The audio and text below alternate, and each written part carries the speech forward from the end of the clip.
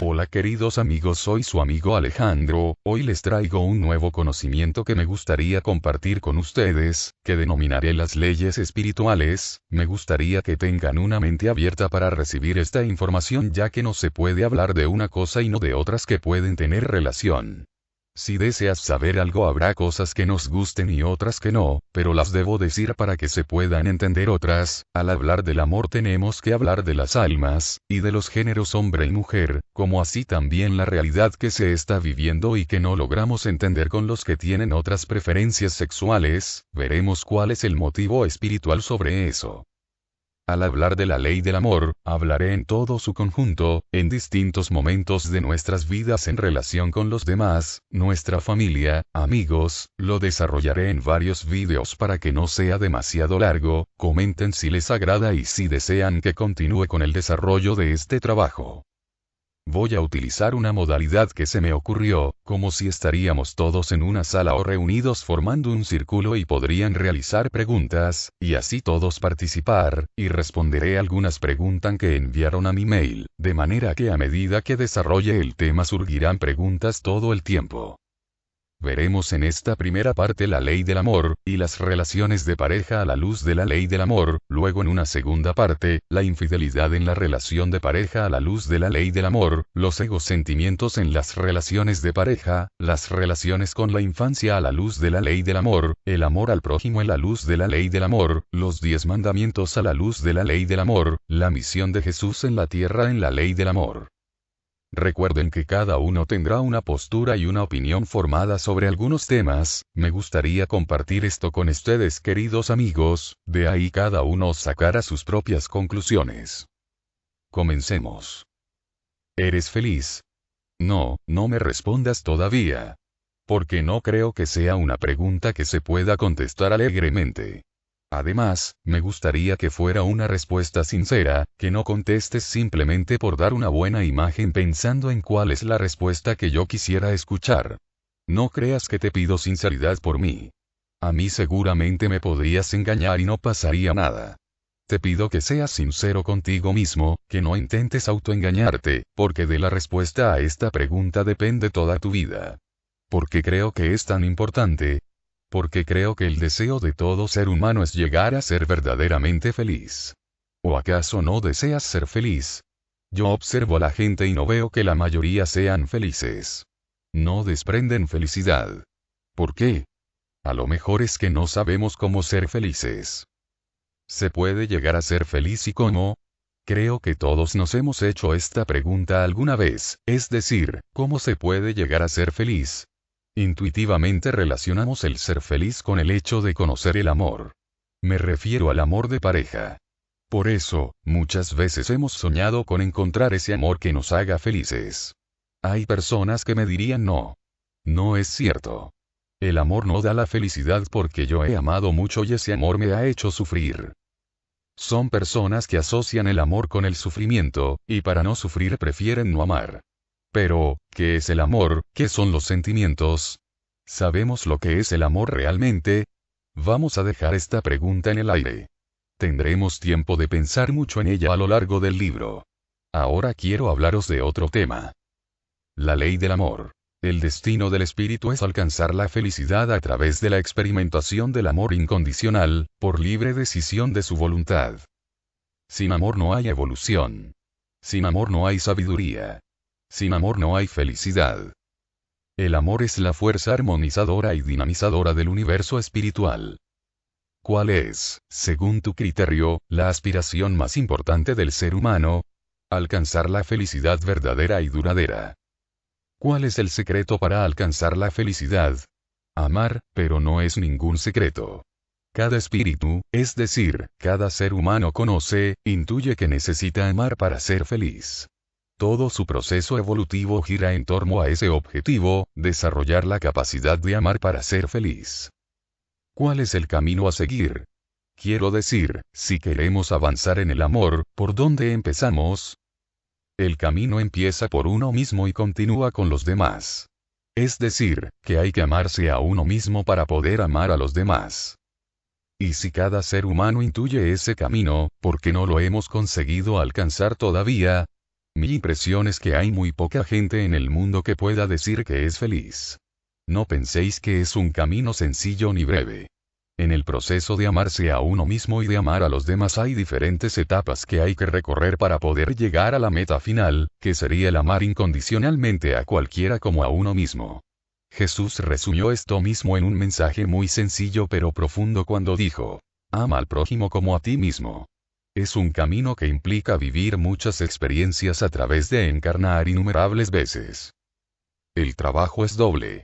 Por un lado tenemos el desarrollo de los sentimientos y por otro el de la eliminación del egoísmo. Anteriormente hablamos de los diferentes niveles de egoísmo desde el punto de vista espiritual, de las etapas de la vanidad, del orgullo y la soberbia, y cómo se manifiesta el egoísmo en cada una de estas etapas. Ahora me gustaría que profundizáramos en el desarrollo de los sentimientos, de cómo estos se van desarrollando paulatinamente desde uno mismo hacia los demás, empezado por los más allegados hasta los que no tienen ningún vínculo especial con nosotros. Hablaremos del amor de pareja, el amor en el seno de las familias, entre padres e hijos, y en las relaciones humanas y sociales. Analizaremos también cómo el egoísmo se infiltra entre los sentimientos y los adultera, causando verdaderos estragos, confundiendo a los seres humanos y apartándoles del camino del amor y de la felicidad. El egoísmo es el mayor enemigo del desarrollo del amor y tiene muchas ramificaciones. Si no las conocemos podemos torcer nuestra evolución hasta el punto de que podemos llegar a creer que estamos amando, cuando en realidad estamos dejándonos llevar por formas de egoísmo disfrazadas de amor, como si fuera un lobo cubierto con piel de cordero. ¿Pero qué es amarse uno mismo? Actuar con libertad de sentimiento, es decir, reconocer las necesidades afectivas propias y los sentimientos y pasar a desarrollarlos para que sean el motor de la vida, para que las decisiones importantes de la vida sean tomadas de acuerdo con esos sentimientos. ¿Qué es amar a los demás? Sentir a los demás como a uno mismo. Cuando uno siente al otro como a sí mismo, siente la felicidad del otro tanto como la suya propia y percibe el sufrimiento del otro como si fuera el suyo propio. Cuando una persona ama a los demás desea la felicidad de los demás tanto como la suya propia y se esfuerza tanto por ayudarles a alcanzar esa felicidad como para que sus acciones no les perjudiquen ni generen sufrimiento. ¿Y de dónde viene el sufrimiento? El sufrimiento puede venir como consecuencia de las acciones egoístas de los demás, o como consecuencia del egoísmo propio. Es decir, que a veces se sufre porque somos víctimas de actos egoístas de los demás, mientras que otras veces nuestra propia actitud egoísta hace que juzguemos los actos de los demás equivocadamente, culpándoles de nuestro sufrimiento, cuando en realidad sufrimos porque los demás no actúan conforme esperamos o exigimos de ellos. También se sufre cuando una persona reprime sus sentimientos y no vive de acuerdo con ellos, sino en contra de ellos. Esta última es la causa de un sufrimiento más intenso. ¿Cómo podemos saber si sufrimos como consecuencia de los actos de los demás o si es consecuencia de nuestras propias actitudes? Siendo sinceros con nosotros mismos. Sin sinceridad no puede haber avance, pues ocurrirá que en vez de reconocer la realidad tal y conforme es y cambiar nuestra forma de actuar de acuerdo a ese reconocimiento, la deformaremos para justificar nuestros actos egoístas, para justificar los actos egoístas de los demás, o para justificar la represión de nuestros sentimientos. ¿Cómo podemos saber si los demás sufren como consecuencia de nuestros actos o no? No puede ocurrir que generes sufrimiento en los demás aunque no sea tu intención hacerles daño.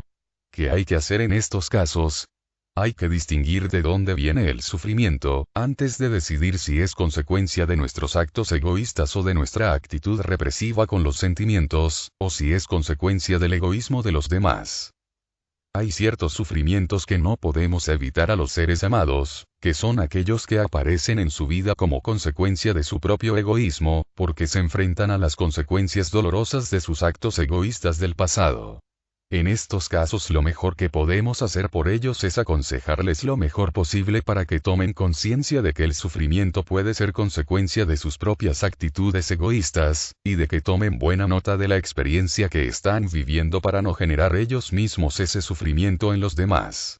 Hay sufrimientos que aparecen al enfrentarse a alguna prueba dura que eligieron antes de encarnar, y esta prueba forma parte de su proceso de aprendizaje espiritual. En estos casos se puede reconfortar a la persona que está viviendo ese momento y darle ánimos y esperanzas para que se sienta con fuerzas para superar esa prueba, haciéndole ver que esa prueba tiene un significado y que si la supera conseguirá avanzar espiritualmente. Pongamos el caso de que otra persona nos ha hecho saber que le estamos haciendo sufrir. ¿Cómo debemos afrontar esa situación? Con sinceridad y realismo. Analicemos primero nuestra actitud hacia esa persona, si reconocemos egoísmo de nuestra parte o no. Si reconocemos una actitud egoísta de nuestra parte que causa perjuicio o sufrimiento al otro, nos corresponde a nosotros modificar nuestra actitud egoísta. La toma de conciencia de nuestras actitudes egoístas forma parte del aprendizaje espiritual, pues en muchas ocasiones se actúa egoístamente sin conciencia de que ese egoísmo provoca daño en los demás. Por eso nos resulta necesario vivir las consecuencias de nuestros actos para tomar conciencia del sufrimiento que hemos generado. También puede darse el caso de que la otra persona sufra porque existe en nosotros una represión de nuestros sentimientos de amor hacia ella, porque la represión del sentimiento no daña solo a uno mismo, sino también a los demás. Es decir, que sufren por privación de amor. También deberíamos analizar la posibilidad de que el sufrimiento de esa persona no esté causado por nuestro egoísmo sino por el suyo propio, es decir, que se trate de una falsa apreciación de la realidad por parte de la otra persona. En este caso, su propia actitud egoísta le hace percibir injustamente nuestra actuación como egoísta, porque no se ha visto satisfecha en sus expectativas o porque no hemos actuado conforme esperaba o exigía de nosotros. En este último caso, deberíamos satisfacer al otro en sus exigencias. Quiero decir, deberíamos darle lo que espera de nosotros para evitarle el sufrimiento. Utilizad el sentido común y evaluad si lo que se pide de vosotros es justo y honesto y está en vuestra mano o en vuestra voluntad el realizarlo o no. En cualquier caso no puede ser exigido, porque la exigencia en sí misma ya es un acto de egoísmo. A lo sumo ha de formularse como una petición en la que exista la posibilidad de decirnos sin que haya ningún tipo de represalia, de lo contrario se trataría de una vulneración del libre albedrío. En cualquier caso no es bueno obligarse a hacer cosas sin sentirlas solo por complacer a los demás. Si se renuncia a la voluntad o a la libertad propia, lo único que conseguimos es sufrir inútilmente, pues ni avanzamos nosotros ni ayudamos al otro a avanzar. Solo satisfacemos su egoísmo. Por poner un ejemplo, sería un esfuerzo tan inútil como el de aquel que se carga a las espaldas a otra persona que finge estar coja y que puede caminar perfectamente. En este caso se complace al otro a base de realizar un sobreesfuerzo innecesario, pues lo que nosotros hacemos por él lo puede hacer por sí mismo. Pero hay personas que opinan que si quieres a alguien has de sacrificarte por él, es decir, que anteponen la felicidad del ser amado a la suya propia. ¿Qué opinas de esto? Que es un error pensar de esta manera. La felicidad de una persona no puede sustentarse en el sufrimiento de otra. Sería injusto por parte del mundo espiritual pedir a nadie que renunciara a su derecho a la felicidad. Todos los seres espirituales tienen derecho a ser felices, sin que esto suponga una merma en el derecho de los demás. Por eso no es justo renunciar a la felicidad propia por la de los demás, ni es justo exigir a los demás renuncias o sacrificios en beneficio de uno mismo. Lo que merma el derecho a ser felices es el egoísmo y no el amor. Lo que ocurre es que vosotros tenéis una concepción equívoca de lo que es el amor, pues vuestra forma de amar está en la mayoría impregnada de egoísmo, y por eso creéis que para que los demás sean felices tenéis que hacer renuncias en vuestro propio derecho a ser felices, o creéis que tenéis derecho a exigir renuncias a los demás para poder ser felices. Por eso es importante el analizar muy bien nuestra forma de amar, para ir separando lo que son sentimientos de amor verdadero de lo que son manifestaciones egoístas. Así no os confundiréis realizando o pidiendo sacrificios y renuncias innecesarios. Pero no es cierto que a veces es necesario renunciar a ciertas cosas en beneficio de los seres amados. Pues depende de qué entendáis vosotros por renuncias. Renunciar al egoísmo por amor es algo bueno. Lo que no tiene sentido es renunciar al amor por amor. No entiendo lo que quieres decir exactamente. ¿Algún ejemplo para aclararlo? Imagina el caso de una pareja materialista que se está planteando tener hijos. El hecho de tener hijos lo pueden vivir como una renuncia a satisfacer sus caprichos materiales, porque ahora han de hacer frente a la manutención de los hijos, o pueden vivirlo como una renuncia a tiempo de ocio, pues ahora también parte de su tiempo habrán de dedicarlo a sus hijos. Si lo viven como una renuncia es porque predomina el egoísmo sobre el amor, porque valoran mucho la posesión material y la comodidad y valoran poco los sentimientos. Si por el amor a sus hijos se esfuerzan en ser menos caprichosos será algo bueno para ellos, pues lo que se pierde lo pierde el egoísmo, y lo que se gana lo gana el sentimiento. Otro caso bien distinto es el de la mujer que por tener un hijo en común con un hombre se obliga a vivir con él sin amarlo, y que ama a otro, porque considera que es lo mejor para su hijo, condenándose a una vida de sufrimiento. Esta es la persona que equivocadamente renuncia al amor por amor, porque renuncia a su libertad de sentimiento creyendo equivocadamente que esto va a favorecer la felicidad de su hijo.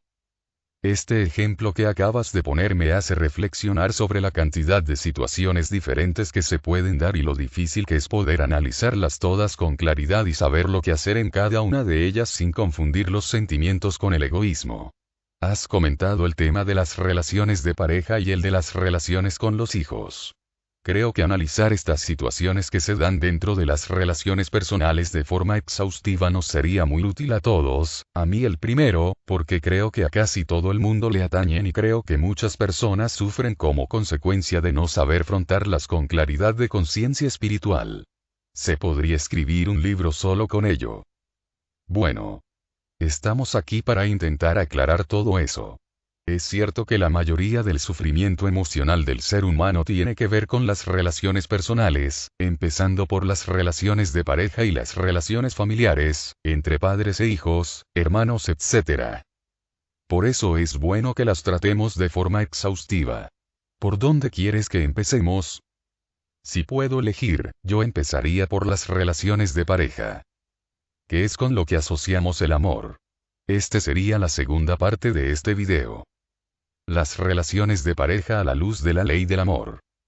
Observo que una de las mayores causas de infelicidad del ser humano tiene que ver con el tema de la relación de pareja.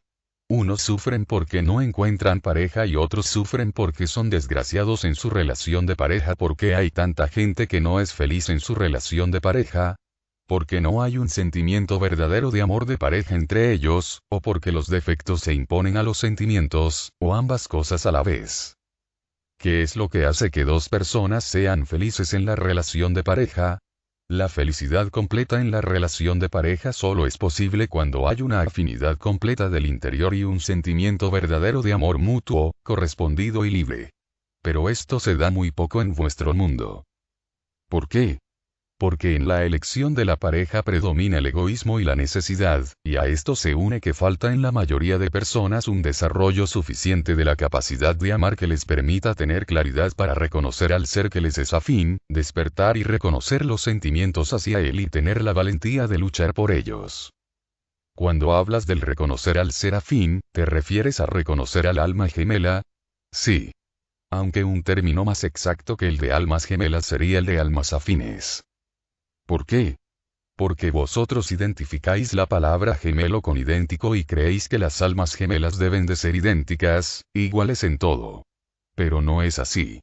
Las almas afines o gemelas, son seres que proceden del mismo acto de creación, del mismo parto espiritual, por definirlo de algún modo.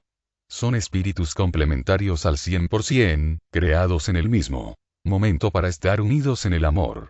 Pero esto no significa que sean iguales. ¿Y por qué no son iguales si son creados iguales? Porque el que sean afines no quiere decir que tengan una sola voluntad. Cada uno tiene su propia personalidad, resultado de su proceso evolutivo personal, que nunca es idéntico, porque cada uno decide por sí mismo. Esto marca unas diferencias a todos los niveles. ¿Quieres decir que no tienen idéntico nivel evolutivo? Suele ser semejante, pero idéntico es imposible, porque cada uno tiene su libre albedrío independiente y ha vivido unas experiencias diferentes. Aunque no suelen ser diferencias muy grandes, puede ocurrir que uno de los dos avance más rápido que el otro, o que uno avance más en unos aspectos y el otro más en otros, y esto marca una diferencia en su personalidad espiritual y en su nivel evolutivo. Pero aunque sean diferentes, siguen siendo afines. Entonces, si dos personas que se unen en pareja son almas gemelas, ¿significa que alcanzarán la felicidad perfecta en la relación de pareja? Alcanzarán la felicidad perfecta cuando hayan evolucionado lo suficiente como para que los sentimientos entre ellos sean más fuertes que sus defectos. Que sean afines no significa que sean perfectas. Mientras su capacidad de amar está poco desarrollada, el egoísmo de cada uno predomina y esto genera obstáculos para que se manifieste la afinidad y el sentimiento, y esto impide que sean plenamente felices. Y puede ocurrir que tu alma gemela no se encuentre encarnada simultáneamente contigo en una vida. Sí. Pues realmente no entiendo qué sentido tendría algo así. Es decir, si no encarnan simultáneamente, no se les está privando a esos espíritus de la posibilidad de ser felices experimentando la unión de pareja. Eso lo dices porque estás viendo solo la parte de la vida en la que se encarna. Te recuerdo que la separación es solo temporal, porque la vida física es un instante de la vida real. Es solo una parte del tiempo de la vida del espíritu la que pasa encarnado, que es más breve en los espíritus más avanzados, puesto que estos espacían bastante sus encarnaciones. Pero ¿por qué se elige una circunstancia así, quiero decir, la de no encarnar simultáneamente? Son elecciones que toman los espíritus, en este caso las almas gemelas o afines, en función de la prueba o misión que quieran llevar a cabo. No quiere decir que estén totalmente separados, puesto que durante el sueño el espíritu encarnado vuelve al mundo espiritual y se reencuentra temporalmente con los seres amados que han quedado en el plano espiritual, y no solo con el alma afín, sino con otros seres amados que no han encarnado simultáneamente. En realidad ambos colaboran en esa misión, cada uno desde un plano diferente. Pero el que está encarnado recuerda este contacto durante el sueño. Conscientemente, la mayoría no. Entonces, ¿de qué le sirve si no puede recordar los momentos de encuentro con el alma gemela desencarnada? Aunque no lo recuerde conscientemente, en el interior se reconforta con lo vivido. Pero no es una frustración, por lo menos para el encarnado, el vivir de esta manera.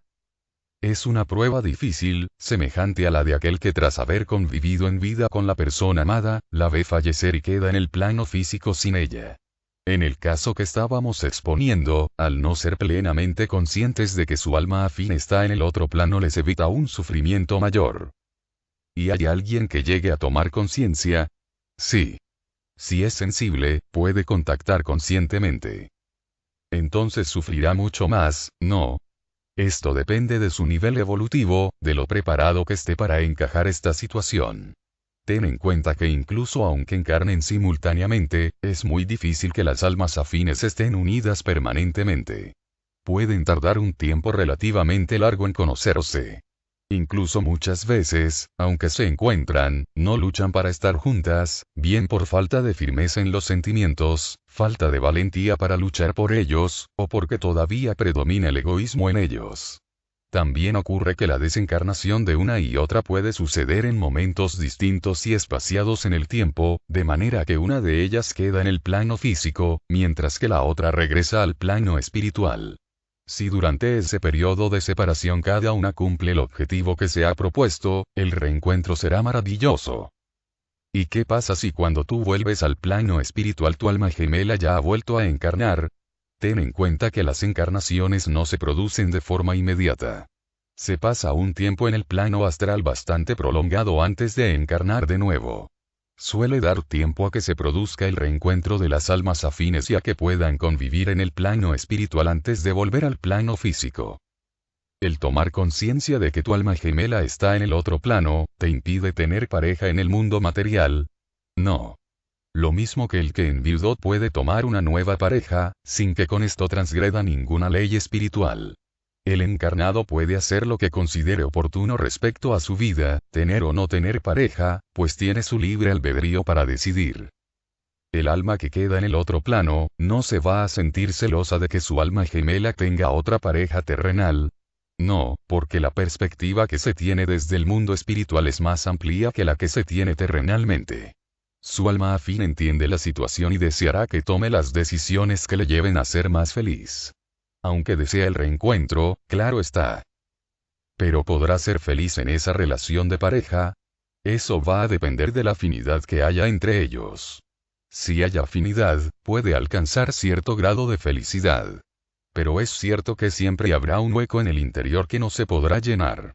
La felicidad completa en la relación de pareja nunca la podrá vivir, pues la afinidad completa la tiene con el ser que está en el otro plano. ¿Y cómo se pueden compaginar ambos sentimientos? Quiero decir, ¿cómo compaginar lo que se siente por la pareja espiritual y la pareja terrenal? No es un dilema sin solución posible. La solución es la comprensión de la situación. En cualquier caso, el querer olvidar lo que se siente por la pareja espiritual que está, o que pasó al plano espiritual antes que uno para no sufrir, es un error tremendo, pues entonces se sufre más por querer anular los sentimientos.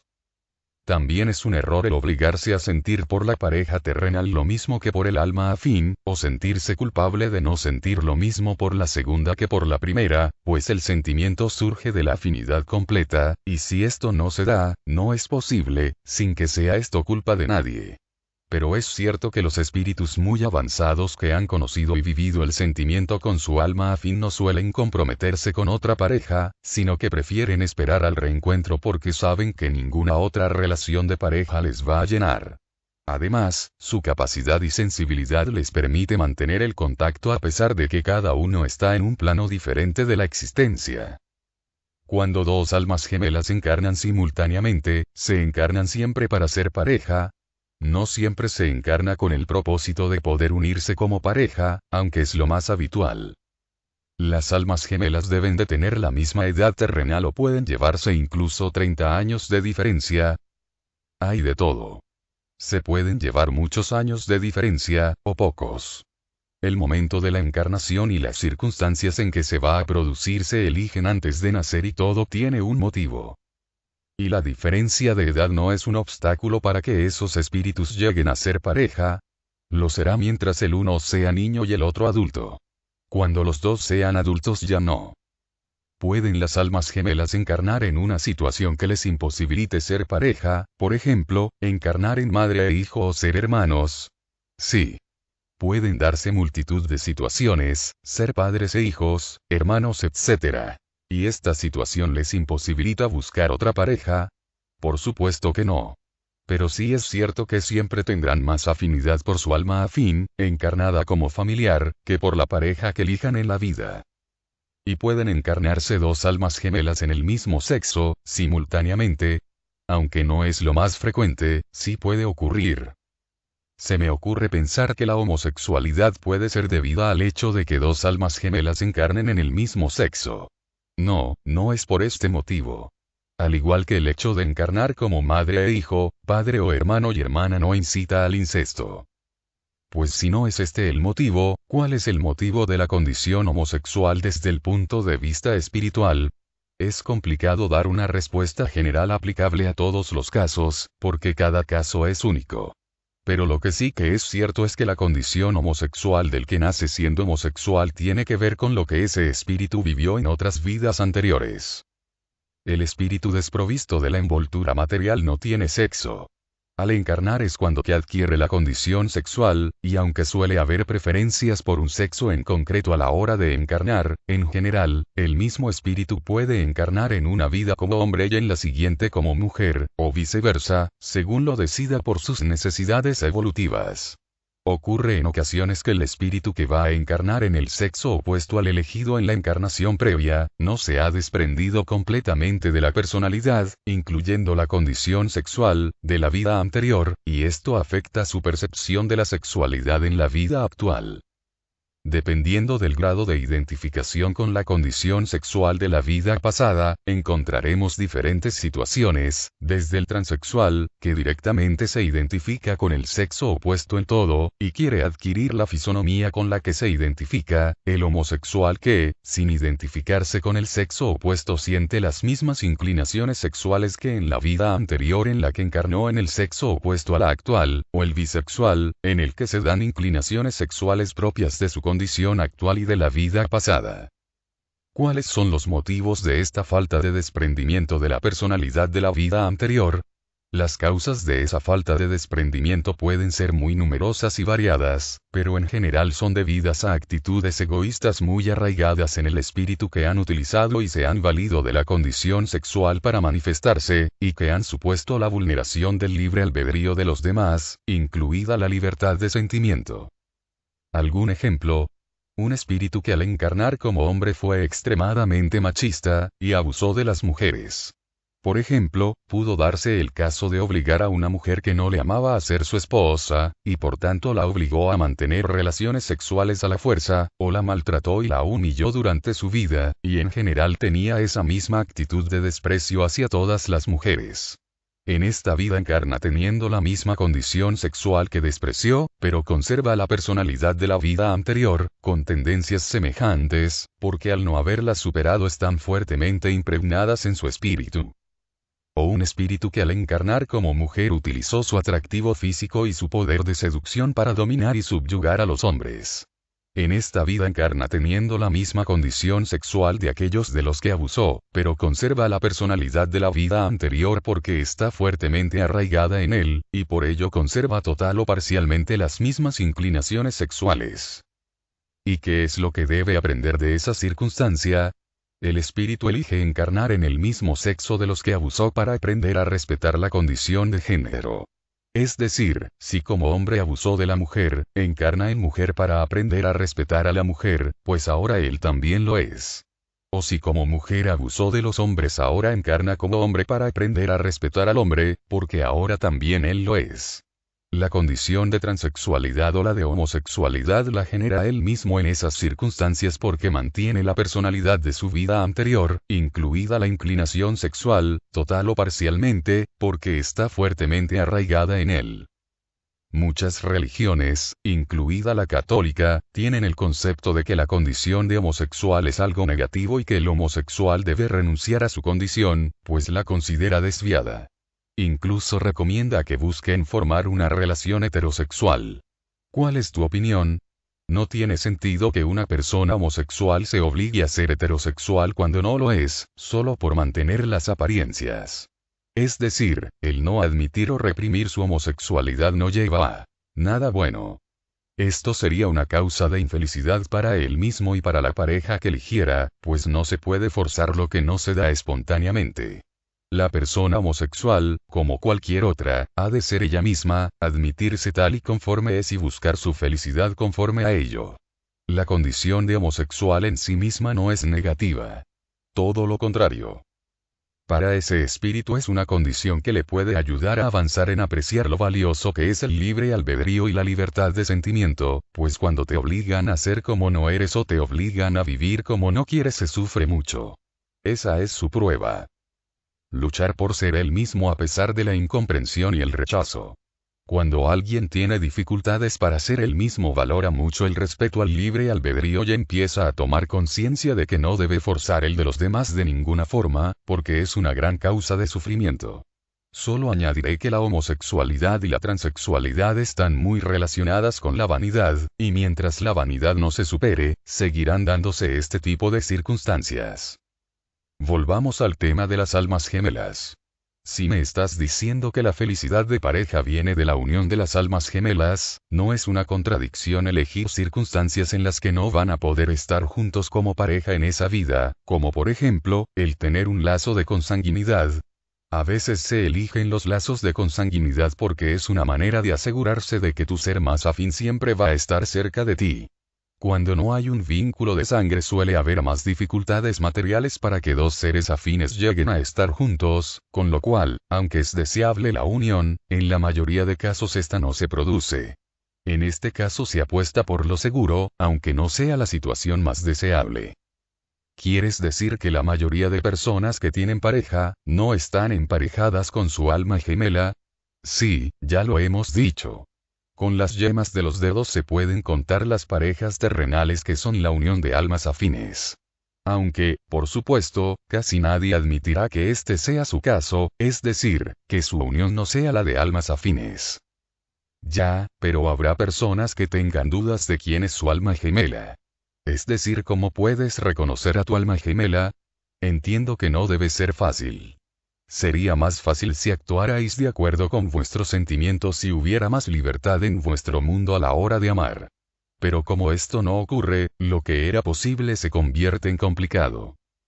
¿Cuáles son esas dificultades que impiden que dos almas gemelas se unan como pareja cuando están encarnadas? Ya lo hemos dicho.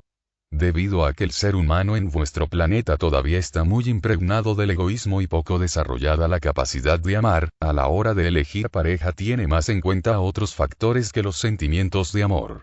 Aunque antes de encarnar las almas afines hicieron propósito de unirse como pareja, una vez encarnan lo común es que se acaben uniendo a otras personas. ¿Y cuáles son esos factores? Es decir, ¿por qué se puede producir una unión sin amor? Hay diferentes motivos. Puede ser porque exista una atracción física, por conveniencia material o emocional, por afinidad mental, por necesidad de ser amado o por necesidad de amar. ¿Me puedes hablar en mayor profundidad de cada una de estas razones, para que me quede claro en qué consisten? Claro. Empecemos si quieres por la razón número 1 en vuestro mundo. La atracción física o instinto sexual. Cuando el espíritu está todavía poco desarrollado en su capacidad de amar, su voluntad está enormemente influenciada por los instintos, y en el caso concreto de la elección de pareja predomina el instinto sexual sobre los sentimientos. Por ello suele elegir en función de lo que activa su instinto sexual, que mira el exterior y no el interior. Por ello, las personas que son físicamente atractivas tienen facilidad para encontrar pareja, mientras que el que es poco atractivo parece estar condenado a no encontrarla. Este comportamiento es mayoritario en vuestro mundo debido a que, en general, la mayoría de seres tienen poco desarrollada la capacidad de amar, y está más acentuado en la adolescencia, pues es una etapa donde aflora el instinto sexual coincidiendo con la inmadurez propia de la juventud, que hace que hasta en los espíritus más avanzados predomine el deseo de satisfacer su instinto sexual por encima del despertar de los sentimientos. Creo que en la relación de pareja necesariamente ha de existir una atracción sexual mutua. Si no surge el deseo sexual entre ellos, ¿qué sentido tendría que se unieran como pareja? Por supuesto, es una condición necesaria, pero no suficiente. Pero no confundáis el instinto sexual con el deseo sexual. Y es que hay un matiz que los diferencia. Es cierto que el deseo sexual se puede activar por el instinto sexual biológico, pero no solo por el instinto. También se puede activar por los sentimientos. El instinto sexual biológico se activa fundamentalmente por el atractivo físico y la novedad. Es una programación biológica, que impulsa al individuo hacia la promiscuidad, porque desde el punto de vista biológico esto favorece el intercambio genético y la proliferación de la especie. Cuando dos personas se unen por atracción física, sin que haya un sentimiento de por medio, una vez se han satisfecho sexualmente, suele producirse una disminución del deseo sexual entre ellos, puesto que para el instinto sexual esa relación ya no es novedosa y no se activa como el principio. La consecuencia es que, si esa relación se prolonga, suele haber una pérdida del apetito sexual, pues entre ellos el deseo sexual dependía completamente del instinto. Las relaciones sexuales se vuelven escasas y tediosas. Se pierde el interés por esta pareja, pues ya no es novedosa, y se activa el interés por otros candidatos, por el hecho de ser novedosos. Si estas relaciones se prolongan son fuente constante de infelicidad, pues entonces sale a relucir la falta de afinidad y de sentimiento, que al inicio quedaban eclipsadas porque el instinto sexual las cubría. Y esto se refleja en un incremento de las desavenencias y los reproches. Se suele hablar entonces de que se ha acabado el amor en la pareja, de que no hay pasión, cuando en realidad nunca hubo amor, solo atracción por instinto. Cuando hay una afinidad de sentimiento, el deseo sexual se despierta y no se apaga nunca, porque no se alimenta del instinto, sino del sentimiento. Hablemos ahora de la unión por conveniencia material. De esta no hay mucho que aclarar. Es la unión por intereses materiales. Se da cuando uno de los dos, o los dos cónyuges, considera que va a sacar algún tipo de ventaja material en la vida que antes no tenía, como la comodidad material, la posición social, el éxito, la fama, la riqueza o el poder. Este motivo de unión es todavía más pobre que el anterior, porque ni siquiera hay atracción sexual, y es más evidente que no existe ningún tipo de sentimiento, aunque suele haber un fingimiento de sentimiento, es decir, se hace creer al otro cónyuge que el motivo de la unión es el sentimiento de amor. Esto quiere decir que el motivo que une a dos personas puede ser diferente, porque si en los dos fuera un interés material no habría necesidad de fingimiento. Efectivamente. Suele ocurrir que en cada uno de los cónyuges el motivo de la unión es distinto. En un caso puede ser el interés material y en el otro el atractivo físico.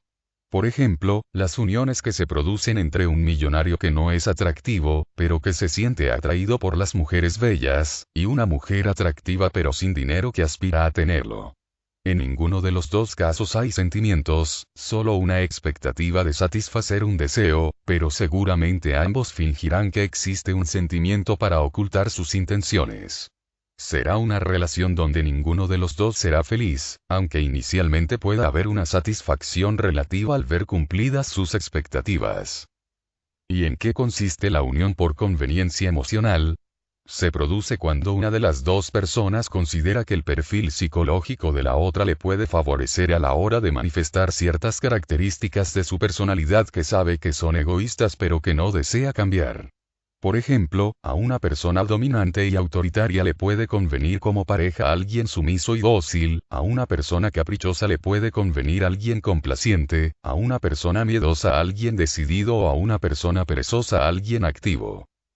Pero entiendo yo que no tiene que ser negativo el tener rasgos psicológicos aparentemente opuestos, sino que más bien puede ser una oportunidad para ayudar. Por ejemplo, la persona decidida puede ayudar a superar el temor a la pareja miedosa. Comprende que el problema no está en que haya diferencias de personalidad, sino que a la pareja se la elija por conveniencia emocional, y no porque haya un sentimiento por ella. Si una persona necesita superar el miedo puede buscar ayuda psicológica para superarlo, incluso en la pareja, pero no debe elegir a su pareja por esa razón. En estos casos lo que suele ocurrir es que la relación que se da entre los miembros de la pareja es de dominio o de dependencia psicológica. En una relación de dominio, el dominado se sentirá esclavizado en la relación, pues solo recibe del otro órdenes y no sentimientos, mientras que el otro, el dominador, también sufre, pues aunque su egoísmo está complacido, la ausencia de sentimientos por su parte le hace sentirse vacío e insatisfecho en la relación. Háblame ahora de la unión por afinidad mental. Es la unión que se produce entre dos personas que comparten los mismos gustos, mismas aficiones o los mismos intereses. Por ejemplo, personas que tienen el mismo nivel social, el mismo tipo de trabajo, nivel intelectual semejante, las mismas expectativas profesionales o materiales, o que se divierten con las mismas aficiones, por ejemplo hacer deporte o acudir a fiestas. Pero ¿es que hay algo malo en compartir gustos o aficiones? Yo creo que es algo natural y deseable en una pareja. No hay nada de malo en compartir aficiones o intereses. Lo que aquí exponemos es que la decisión de elegir una pareja no puede ser tomada en base a la afinidad mental, pues esto les une solo a nivel mental, pero a no nivel de sentimientos.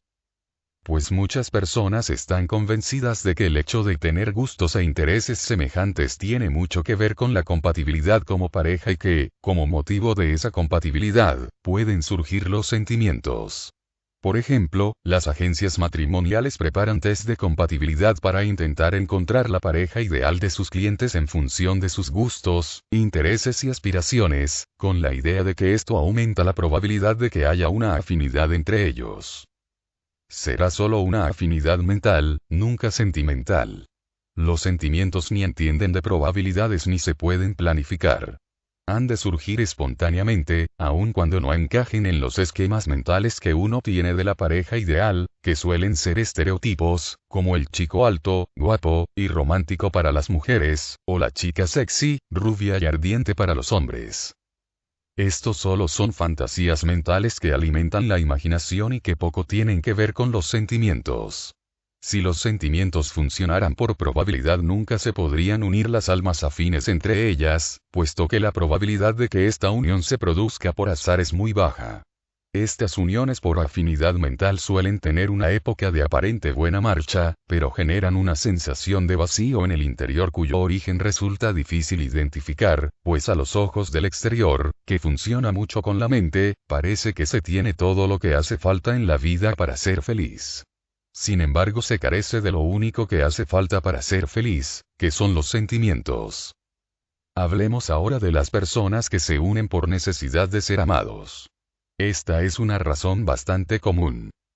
Generalmente corresponde a las personas que se han sentido poco queridas en la vida o con nostalgia de un amor que no han conocido en esta vida, pero que su interior intuye que han vivido, en su pasado anterior a la vida actual.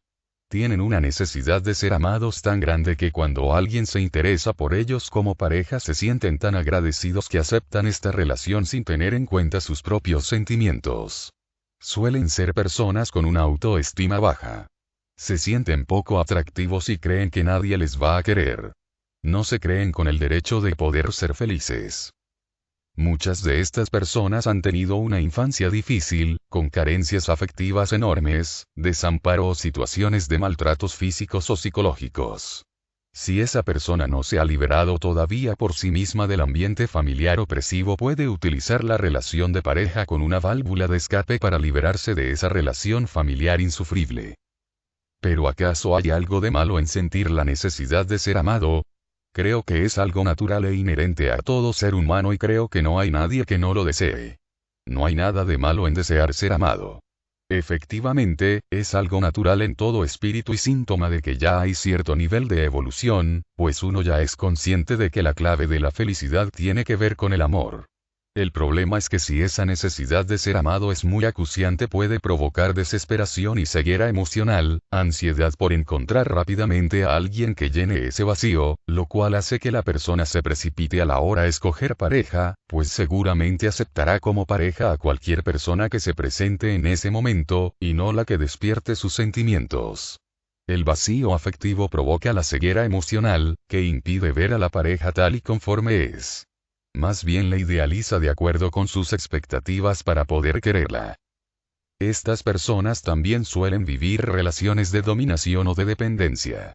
Muchas de estas personas son las que han llegado a la relación huyendo de una relación familiar asfixiante. Cuando dan con alguien autoritario y dominante suelen ser sumisas y permiten que el otro los domine y les humille. La ceguera emocional, la falta de claridad y el deseo de escapar les han hecho elegir lo desconocido con la creencia de que no podía ser peor que lo anteriormente vivido. Y ha resultado ser que lo desconocido era igual o peor que lo que intentaban dejar atrás. El desconocimiento de algo mejor les hace incluso aceptar esta situación como normal y acaban adoptando el mismo rol de sumisión que tenían en su familia, con lo cual en su vida de pareja reproducen las mismas situaciones de sufrimiento que en la vida familiar. A veces sí eligen con cierto conocimiento de causa, buscando lo contrario de lo que han tenido, es decir, buscan personas cariñosas, pacíficas, tolerantes y de buen corazón, que saben que las van a tratar bien. En estos casos hay una relación más de tipo paternal/filial o maternal/filial, pues buscan recibir de la pareja el cariño que no tuvieron de sus padres, y por eso el cónyuge actúa más de protector que de pareja. La persona rescatada de la relación familiar de sufrimiento se siente agradecida y en deuda con el protector que les rescató de la situación de sufrimiento y procura compensarle de alguna forma, hasta el punto de llegar a autoconvencerse de que ese sentimiento de gratitud es amor de pareja. Se genera una relación de dependencia entre uno y otro. En este último caso observo que hay al menos un final feliz. Hay menos sufrimiento, pero sigue sin haber felicidad, porque no hay correspondencia de sentimientos, pues al menos por una parte hay solo agradecimiento y esto hace que ninguna de las dos personas sea feliz, la una porque no ama y la otra porque no es amada. Este último ejemplo de la relación de protección se asemeja entonces a la conveniencia emocional, ¿no? Se asemeja porque uno busca una pareja con determinado perfil psicológico, con el matiz de que en la conveniencia emocional no existe la necesidad de ser amado, mientras que en este caso es la necesidad de ser amado la que promueve la búsqueda de un determinado perfil psicológico en la pareja. Creo que también hay muchas personas que se unen a otras por miedo a la soledad. La persona que busca una relación por miedo a la soledad se puede considerar que tiene necesidad de ser amado, o es por conveniencia emocional. A veces es por una cosa y a veces por la otra. Hay personas que tienen miedo a la soledad y no es por necesidad de ser amados, sino por conveniencia, porque necesitan a alguien que les complazca en sus deseos, les facilite la vida o se la haga más cómoda, sobre todo cuando se hacen mayores, porque temen a la vejez y a la enfermedad y no quieren quedarse desamparados en el final de su vida. Pero es cierto que en algunos casos el miedo a la soledad es una manifestación de la necesidad de ser amado. Háblame ahora de la unión que se sustenta en la necesidad de amar. De acuerdo. Este tipo de relación se da cuando uno de los miembros, o los dos, tiene ya una capacidad de amar bastante desarrollada y necesita manifestarla para llenarse y sentirse feliz. Suelen también ser personas que tienen nostalgia de haber amado intensamente en una relación que no han conocido en esta vida, pero que su interior intuye que han vivido, en otra vida. Cuando esta necesidad de amar y de encontrar al ser amado se hace muy acuciante, puede ocurrir, como en el caso de los que necesitan ser amados, que la necesidad de sentir se imponga sobre los propios sentimientos, y se elige a la pareja no en función del sentimiento que surge por ella, sino por la propia necesidad de amar. ¿Pero acaso hay algo de malo en tener necesidad de amar? Digo yo que si no hay necesidad de amar no puede haber sentimientos, pues si no existiera esa necesidad nunca habría una búsqueda de pareja. Parece una contradicción con el mensaje de desarrollar los sentimientos, ¿no? Como he dicho cuando hablamos de las personas que necesitan ser amadas, no hay nada malo en sentir la necesidad de amar. Como bien dices, la necesidad de amar está unida a la capacidad de amar. Las personas que tienen gran capacidad de amar pueden querer a muchas personas, pero no significa que se puedan enamorar de cualquiera de ellas, pues el sentimiento de amor de pareja no se despierta con cualquiera. El problema viene cuando por necesidad de sentir uno se obliga a sentir lo que no siente, es decir, fuerza los sentimientos, y en las relaciones de amor los sentimientos no se pueden forzar, sino que han de darse espontáneamente. Forzar los sentimientos es distinto a desarrollar los sentimientos y aquí lo que estamos diciendo es que forzar los sentimientos no es bueno, simplemente porque genera sufrimiento en vez de felicidad. La persona que se ve dominada por la necesidad de amar padece también una ceguera emocional que le impide distinguir el amor de la necesidad de amar. Es decir, se autoconvence de que está enamorada, cuando en realidad se esfuerza por sentir amor. Además tampoco suele mirar si es o no correspondida en sus supuestos sentimientos de amor. Simplemente se autoconvence de que lo es, o de que si no lo es en ese momento, será correspondido si se entrega totalmente a la otra persona, es decir, que la otra persona no podrá resistirse a su caudal de sentimientos y acabará enamorándola. Pero yo tenía entendido que amar es dar sin esperar nada a cambio. Pero parece que el amor de pareja es una excepción, porque sí tiene que haber algo a cambio, y es que el otro te corresponda. Y sigue siendo cierto que el que ama verdaderamente lo hace sin esperar nada a cambio, pues no puede exigir ser correspondido en los sentimientos por la persona que ama, o en el caso de que fuera correspondido, no puede obligar al otro a que le reconozca sus sentimientos o que acceda a formar pareja con él si no es su voluntad. Es decir, debe respetar la voluntad y la libertad del otro y estar dispuesto a encajar un no por respuesta, aun a pesar de haber entregado su corazón. Pero sí es cierto que en el caso de la relación de pareja, para llegar a ser feliz es necesario que haya un amor correspondido, mutuo. El amar sin ser correspondido no permite ser feliz a ninguna de las dos personas. Tú has expuesto aquí diferentes motivaciones, distintas a los sentimientos, que pueden dar lugar a una unión de pareja. Has hablado de la atracción física, la conveniencia material, la emocional, la afinidad mental, la necesidad de ser amado, y la necesidad de amar. Estas motivaciones se dan de forma independiente o pueden ir juntas. Quiero decir que si una persona se puede sentir atraída físicamente por otra al mismo tiempo que siente la necesidad de ser amada, por ejemplo. Sí, claro. De hecho casi siempre suele haber una mezcla de motivaciones. La atracción física se suele combinar con casi todas las demás, pues el instinto biológico sexual está en todo ser humano, aunque a veces también está ausente. En realidad, según sea la capacidad de amar del espíritu predominan un tipo de motivaciones u otras. En los espíritus menos avanzados, que todavía conocen y valoran poco el amor, se dan más habitualmente cualquier combinación de las cuatro primeras: atracción física, conveniencia material, emocional y afinidad mental. En los espíritus más avanzados se dan más habitualmente combinaciones de la atracción física, con la necesidad de ser amado y la necesidad de amar. Y en una etapa intermedia pueden darse las combinaciones entre la atracción física, conveniencia emocional, afinidad mental, y necesidad de ser amado. También ocurre a veces que estas motivaciones no se dan simultáneamente, sino que aparecen en momentos distintos de la relación. Por ejemplo, una relación se puede iniciar por una atracción física y cuando ésta se apaga salen a relucir otros tipos de motivos para prolongarla, como puede ser la conveniencia material o emocional. Pues esto todavía complica más las cosas. Creo que no debe ser fácil, a la hora de analizar lo que uno siente, saber distinguir los sentimientos de todo lo demás. Por ejemplo, cuando existe una mezcla de atracción sexual, necesidad de amar y necesidad de ser amado, entiendo que debe ser difícil saber lo que es amor y separarlo de lo que son las necesidades y los deseos. En vuestro mundo es difícil para la inmensa mayoría, porque todavía no tenéis claridad ni firmeza en los sentimientos.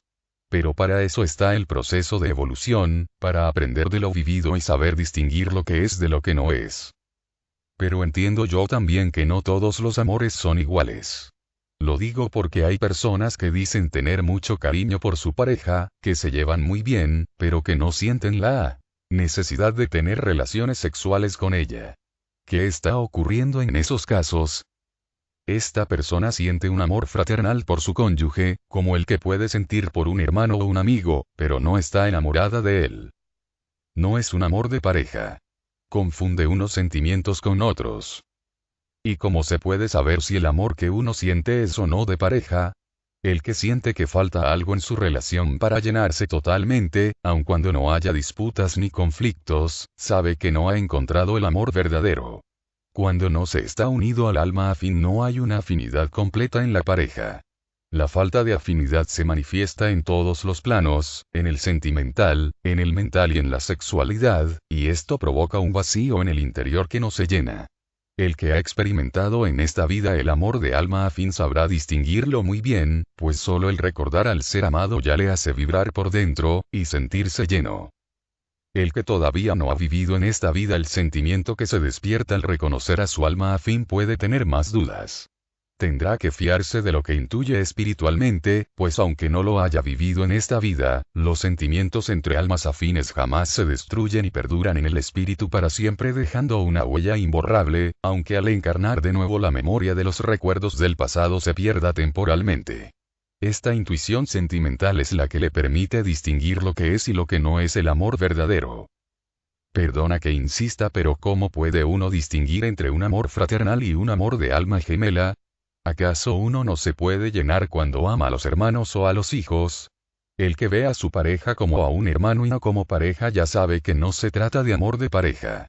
Quiero decir que si uno tiene cariño por su pareja, como el que tiene por un hijo o un hermano, y no siente deseo sexual por ella, o cuando tiene relaciones sexuales con su pareja experimenta un vacío, no le nace entregarse en esa relación sino que puede prescindir de ella, el amor que siente es de tipo fraternal.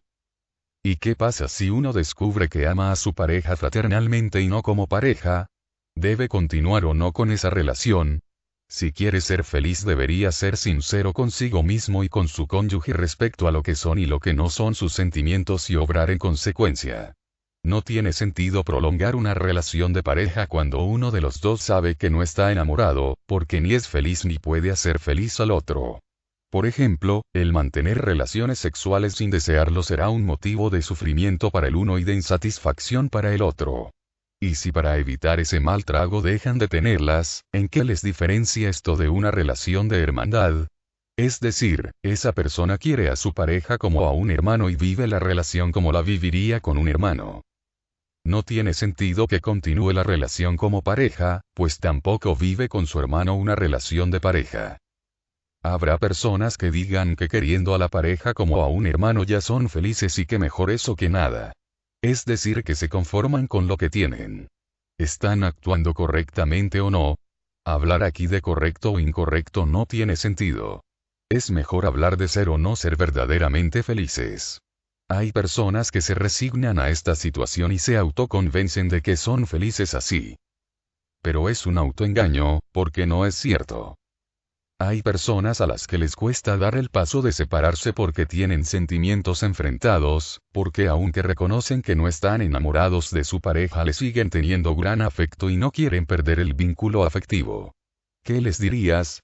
El reconocer que no sentimos amor de pareja por el cónyuge no quiere decir necesariamente que le tengamos que tener aversión ni que le tengamos que apartar totalmente de nuestra vida. Simplemente hay que reconocer el tipo de sentimiento que tenemos por alguien y actuar para que nuestra vida se ajuste al tipo de sentimiento que tenemos.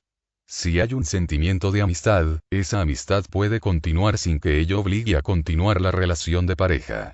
Si no admitimos esta realidad, llegaremos a sentir rechazo por esa persona, por el hecho de que nos obligamos a vivir una relación que no está en consonancia con nuestro sentimiento hacia ella. Muchas personas reconocen que no están enamoradas. Dicen que si fuera por ellos mismos sí darían el paso de separarse. Pero como no quieren hacer daño al otro, prefieren continuar la relación. ¿Qué me tienes que decir al respecto? Que el daño se lo hacen prolongando la relación, pues si no lo aman no lo pueden hacer feliz.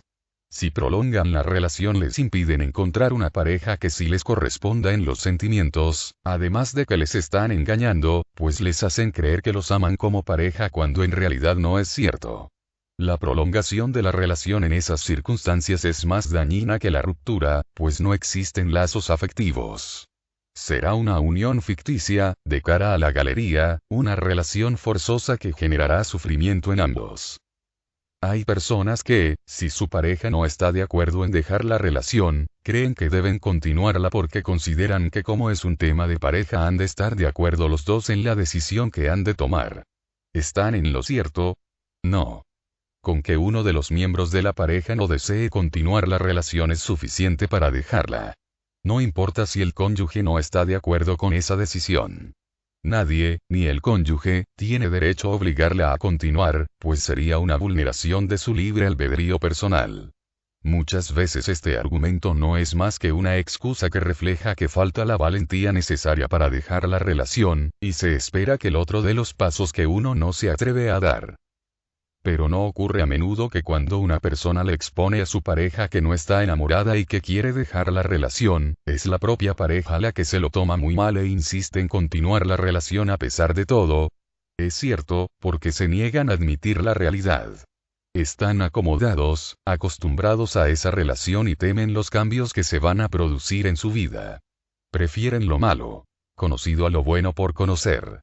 En eso influye mucho la educación que uno haya recibido, que si es de tipo tradicional considera que las rupturas de pareja, sobre todo si hay un contrato de matrimonio de por medio, son algo deshonroso para la reputación de una persona.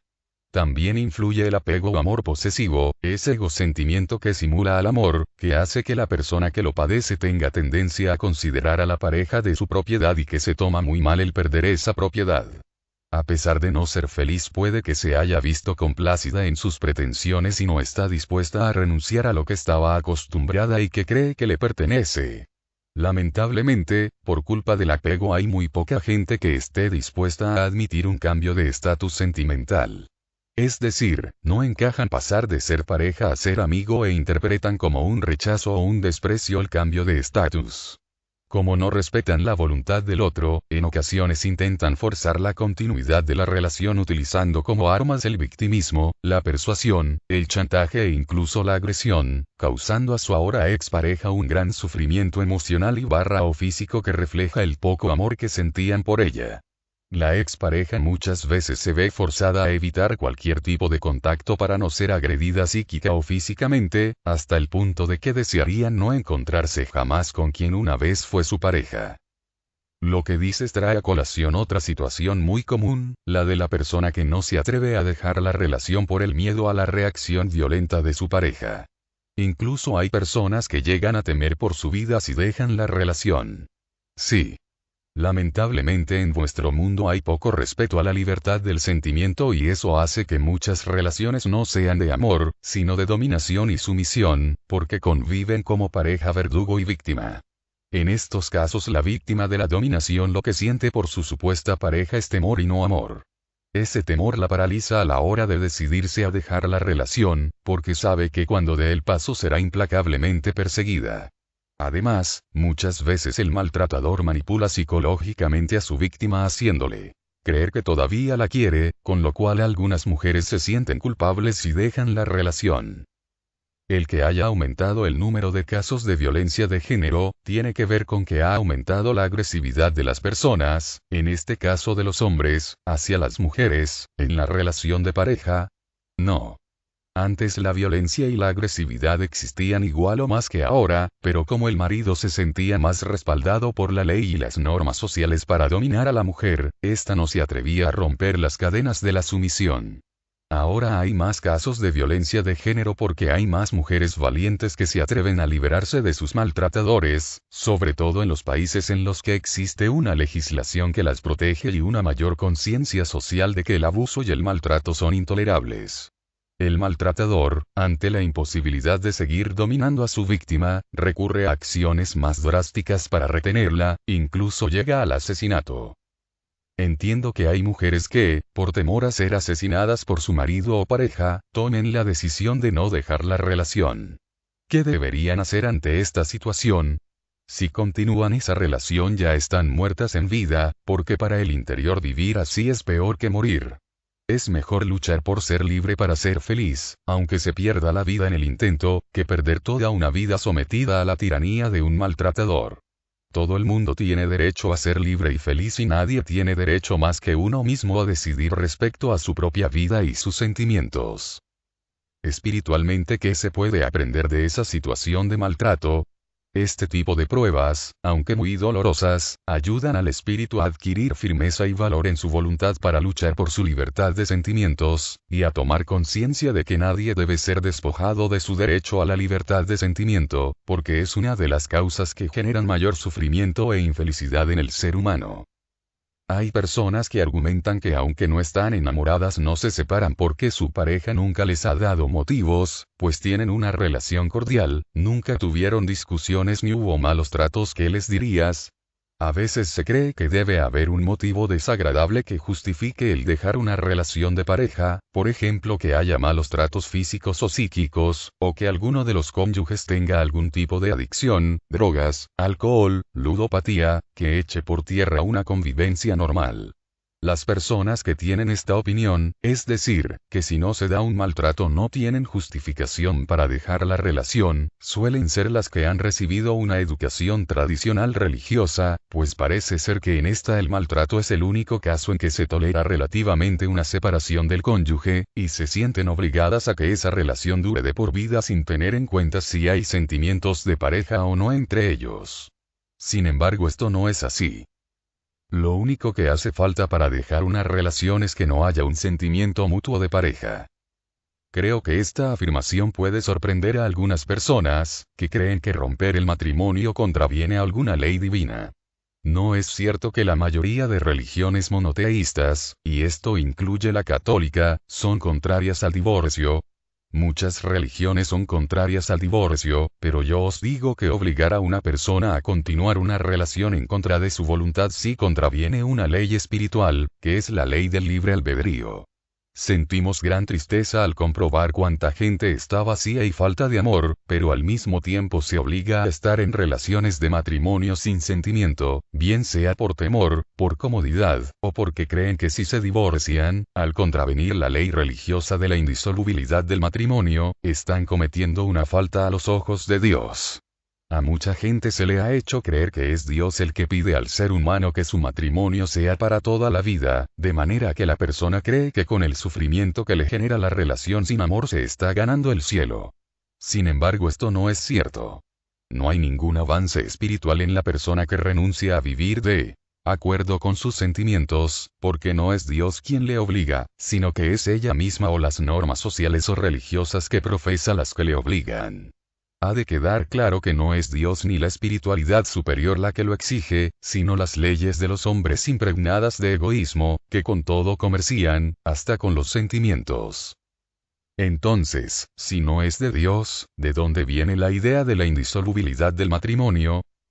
En vuestra mentalidad egoísta y mercantilista a todo le ponéis un precio y establecéis títulos de propiedad sobre todo lo que existe, a los que les dais más valor que a vuestra propia vida, pues no os importa matar o morir por ellos. Dais por hecho que todo es susceptible de ser comprado y vendido, y que si no fuera porque escapa a vuestro control os apoderarías hasta del aire que respiráis o hasta de los rayos de luz del sol para venderlos a precio de oro a los que tienen menos poder o ambición para decir esto es mío. Del mismo modo creéis que las personas, su voluntad, sus sentimientos, pueden ser comprados. Creéis que con el contrato que firmáis en lo que llamáis matrimonio estáis realizando una transacción comercial cualquiera, en la que unos creen comprar la voluntad y los sentimientos de una persona, y otros se convencen de que están obligados por el contrato a ceder al cónyuge su voluntad, su capacidad de decisión, su libertad y sus sentimientos. En el colmo del delirio egoísta habéis hecho creer que el notario de ese contrato es Dios, y os habéis convencido de que ese contrato ha de ser cumplido a toda costa, pasando por encima de la felicidad propia o la de los demás, pues de lo contrario se os desposeerá de todos los bienes de la otra vida, como al que le embargan sus propiedades cuando no puede devolver un préstamo bancario. Pues sabed que todo esto es una gran mentira inventada por el egoísmo humano. Que Dios os ha dado la libertad completa respecto a vuestra persona, a vuestros sentimientos y vuestros pensamientos, y que para nada transgredís ninguna ley divina cuando lucháis por vuestra libertad para sentir y pensar. Nadie os puede desposeer del derecho a ser libres, de decidir respecto a vuestra propia vida y vuestros sentimientos en ninguna forma y bajo ninguna circunstancia, y menos en nombre de Dios. Alguien se podría tomar todo esto como una incitación a la ruptura de los matrimonios. Aunque no lo queráis admitir, una unión de pareja que no esté basada en el sentimiento mutuo en realidad no existe. Aunque se puedan mantener los contratos firmados durante toda una vida, y aunque de cara a los demás se quiera dar una imagen de unión, será una unión aparente, una fachada, pues cada uno en el interior conoce cuál es la realidad y, aunque lo intente disimular de cara a los demás, será un desgraciado pues vivirá la amargura, el vacío y la tristeza de sentirse atrapado en su propia vida. Si además se impone el objetivo de que no se entere nadie, vivirá ese sufrimiento en soledad, lo cual lo hace todavía más doloroso. Parece que le des bastante importancia al tema de enfatizar que las personas tienen derecho a separarse o divorciarse, si así lo desean sin que esto suponga una ofensa a Dios. Porque es una gran causa de infelicidad profunda en muchos seres humanos y esto debe empezar a cambiar, para que cada persona sepa que tiene derecho a ser feliz y que no hay ninguna ley divina que se lo impida. Todo lo contrario, el mundo espiritual quiere la felicidad de todo ser que existe y ha de hacer todo lo posible para ayudarle a que descubra el camino de la felicidad. Quiere ayudarle a eliminar los obstáculos que se encuentren en ese camino, y las leyes de vuestro mundo son como una piedra gigantesca que obstaculiza el camino de la felicidad. Además, habéis hecho creer que esa piedra ha sido arrojada por Dios y esto no se puede tolerar por más tiempo. ¿Quieres decir entonces que no deberíamos casarnos para regularizar las relaciones de pareja? Desde el punto de vista espiritual solo el amor mutuo entre dos personas es lo que define una unión de pareja verdadera, sin que tenga ninguna relevancia el que haya o no un contrato de matrimonio firmado. En vuestro mundo material muchas veces es necesario firmar contratos para proteger al cónyuge o a los descendientes de la familia, por ejemplo, para que si uno de los cónyuges muere, la otra persona pueda tener una pensión o para que otros familiares no puedan desposeer de la vivienda al cónyuge del fallecido, y esto es comprensible. Pero sabed que esto solo tiene una validez material y no intentéis darle más valor del que tiene. Es decir, que no se debe utilizar el vínculo del matrimonio como argumento para coartar la libertad de una persona, ni en última instancia para retenerla o chantajearla si decide dejar la relación, pues esto se considera desde el punto de vista espiritual un acto contra la ley de libre albedrío. Retomemos el tema de los motivos que hacen que una pareja continúe su relación a pesar de que no estén enamorados. Hay personas que temen al desamparo material si dejan a la pareja, y continúan con ella porque esto les garantiza una casa y un sustento. ¿Qué me tienes que decir de estos casos? Son un reflejo de que en realidad es una unión donde predomina la conveniencia material. Si al inicio no fue el motivo principal de la unión, lo es ahora de la prolongación. Estas personas tendrán que decidir qué valoran más, si su libertad de sentimiento o la seguridad y comodidad. Si eligen continuar la relación por esos motivos, seguramente no les faltará de nada materialmente, pero les faltará todo emocionalmente, pues viven sin amar. Si son personas materialistas que valoran poco los sentimientos, elegirán continuar la relación. Si son personas que por encima de todo desean ser felices, vencerán sus temores y aunque tengan que empezar de cero materialmente hablando, lo harán gustosamente porque habrán recuperado su libertad de sentimiento. Otro de los argumentos de mucha gente que tiene hijos fruto de esa relación de pareja es que no se separan para proteger a sus hijos. Dicen que prefieren aguantar al menos hasta que los hijos sean mayores de edad. Consideran que están actuando correctamente, por amor a sus hijos, pues anteponen la felicidad de sus hijos antes que la suya propia. Consideran que una ruptura de la pareja o del matrimonio puede causar un fuerte trauma emocional a los hijos y prefieren evitarlo. ¿Están en lo cierto? No, no es cierto. Llegan a una conclusión errónea porque cuando uno se divorcia no se divorcia de sus hijos sino de su pareja. Si ambos padres quieren a los hijos, los van a seguir queriendo aunque no estén juntos. Este argumento del aguantar por los hijos es muy común entre la gente que ha recibido una educación religiosa tradicional, pues en esta se antepone la unidad familiar por encima de la felicidad personal. Más bien ocurre lo contrario, que la prolongación de esa relación genera sufrimiento a los hijos, pues cuando dos personas no se quieren y se obligan a vivir juntas generan un ambiente emocionalmente negativo para los hijos, pues la infelicidad que viven la irradian al entorno. Muchas veces los hijos presencian las peleas y discusiones entre los padres, perciben su malestar y su sufrimiento y esto sí les genera sufrimiento emocional. Hay hijos que crecen con el sentimiento de que ellos son los culpables de la infelicidad de sus padres, porque algunos padres les dicen que si no fuera por ellos ya se habrían divorciado. Es decir, que culpan a los hijos de su propia cobardía. Pero para el niño la ruptura de la relación de los padres es un cambio radical en su vida. ¿No es cierto que muchos niños viven la separación de los padres de manera traumática? Cuando el niño es pequeño, la ruptura en sí misma no provoca ningún tipo de trauma emocional, puesto que el niño todavía no tiene el conocimiento suficiente para que los condicionamientos de la educación hayan calado en él. Los cambios que se produzcan en su vida, si siguen teniendo contacto con ambos padres y estos le siguen manifestando el amor que sienten por él, aunque sea por separado, los vivirá como un juego. Lo que más hace sufrir a los niños pequeños es el hecho de ser utilizados como armas arrojadizas en las disputas conyugales por motivos de la separación y el hecho de asistir a peleas, broncas y chantajes entre los cónyuges. Por tanto, si esto es evitado por los padres, conseguirán evitar un trauma a los hijos por el hecho de separarse. ¿Y qué pasa con los hijos que son mayores? Muchos de ellos ya tienen conocimiento de causa y encajan mal ese cambio en su vida. Muchas veces la separación se produce después de estar años aguantando. Consciente o inconscientemente, el mensaje que se les transmitió a los hijos durante ese tiempo era que por encima de la felicidad personal está la unidad familiar. Por tanto, los hijos tienden a interpretar lo que está pasando desde esa visión. Por eso perciben la ruptura como algo negativo, porque lo ven contrario a lo que hasta entonces habían creído que era lo correcto y bueno.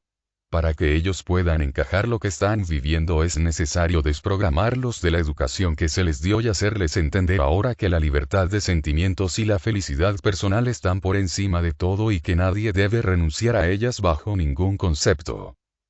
Creo que es difícil que un niño casi adolescente encaje todo eso de la noche a la mañana cuando ya ha vivido toda una infancia educado con otras normas, además inculcadas por sus propios padres.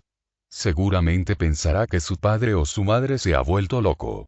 Eso depende de lo evolucionado que esté ese hijo. Hay hijos que son más comprensivos que otros. A veces son los hijos los que aconsejan y ayudan a los padres a dar este paso, porque son más conscientes de la realidad que sus padres. El que más avanzado está es el que más comprensión pondrá y mejor lo encajará, porque por encima de la educación que haya recibido estará a su nivel evolutivo para hacerle comprender esa situación. Pero incluso aunque le cueste de encajar en ese momento, lo apreciará en el futuro cuando sea más mayor si se ve en una situación semejante. Quiero decir que si llega a tener una relación de pareja y se da cuenta de que no está enamorado y tiene que decidir si continuar o dejar la relación, tendrá claro que por nada del mundo debe obligarse a continuarla. Tendrá un ejemplo en sus propios padres de que no hay nada de malo en ser libre. Tendrá mayor seguridad y valentía y se sentirá menos culpable a la hora de dejar una relación en la que no es feliz.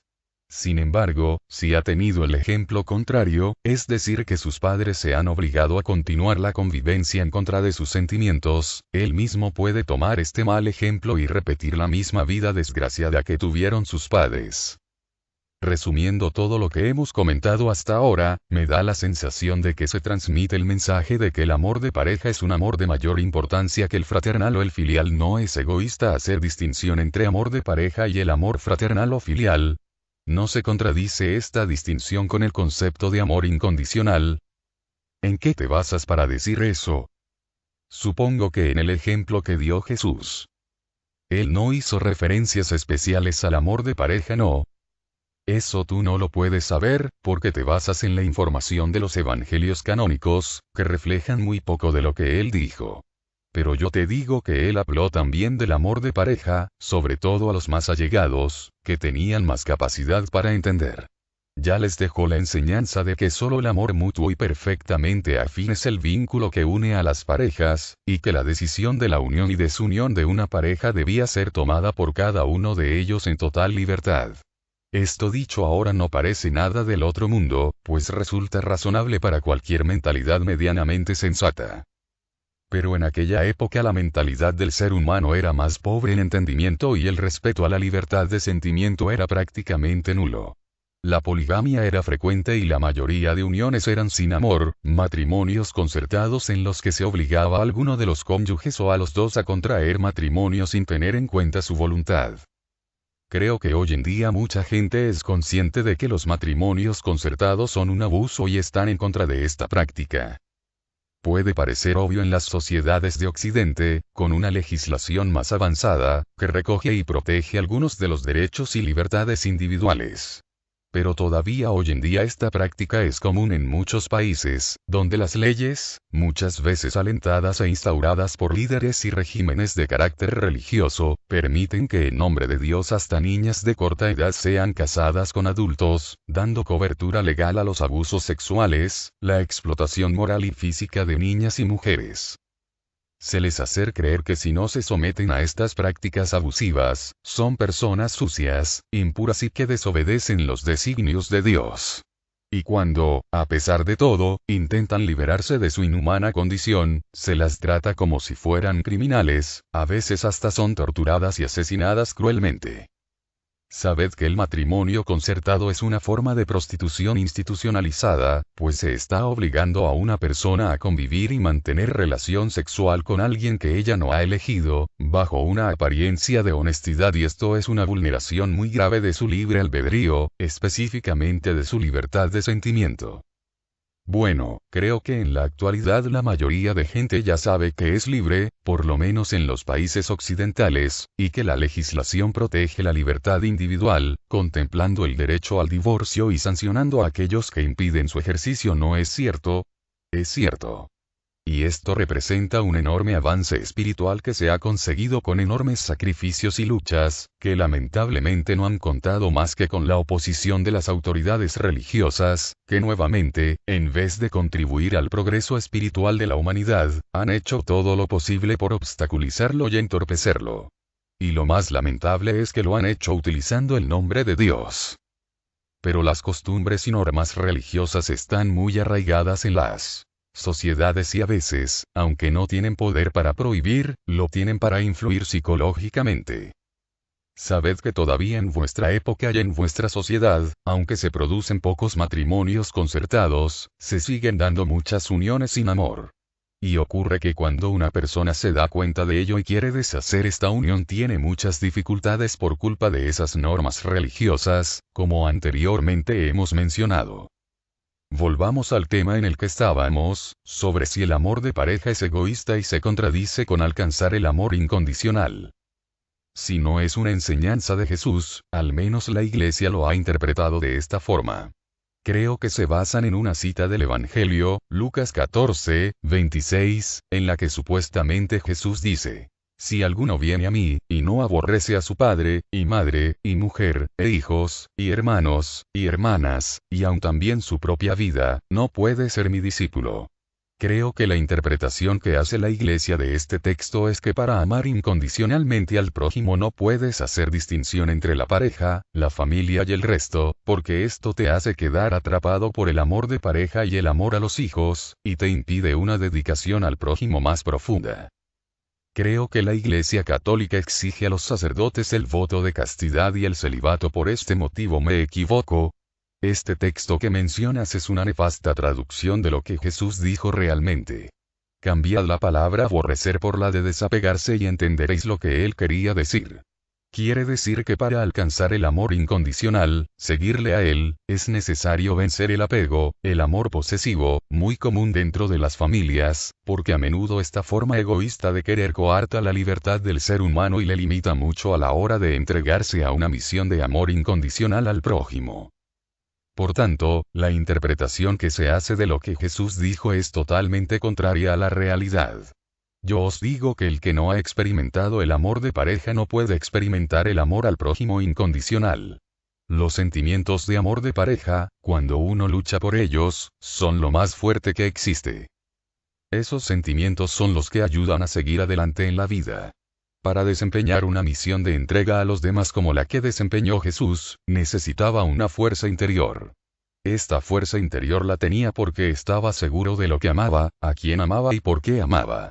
Yo os digo que todos los verdaderos enviados del mundo espiritual han sentido y vivido el amor de alma afín, y que de ese amor se han alimentado para desempeñar la labor que han realizado.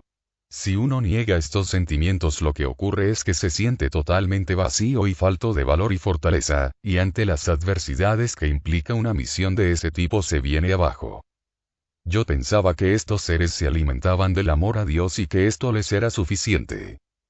Su fe en Dios les da fuerzas, pero el ser en la etapa humana de evolución necesita del amor de un ser igual a él mismo, y este ser es el alma afín.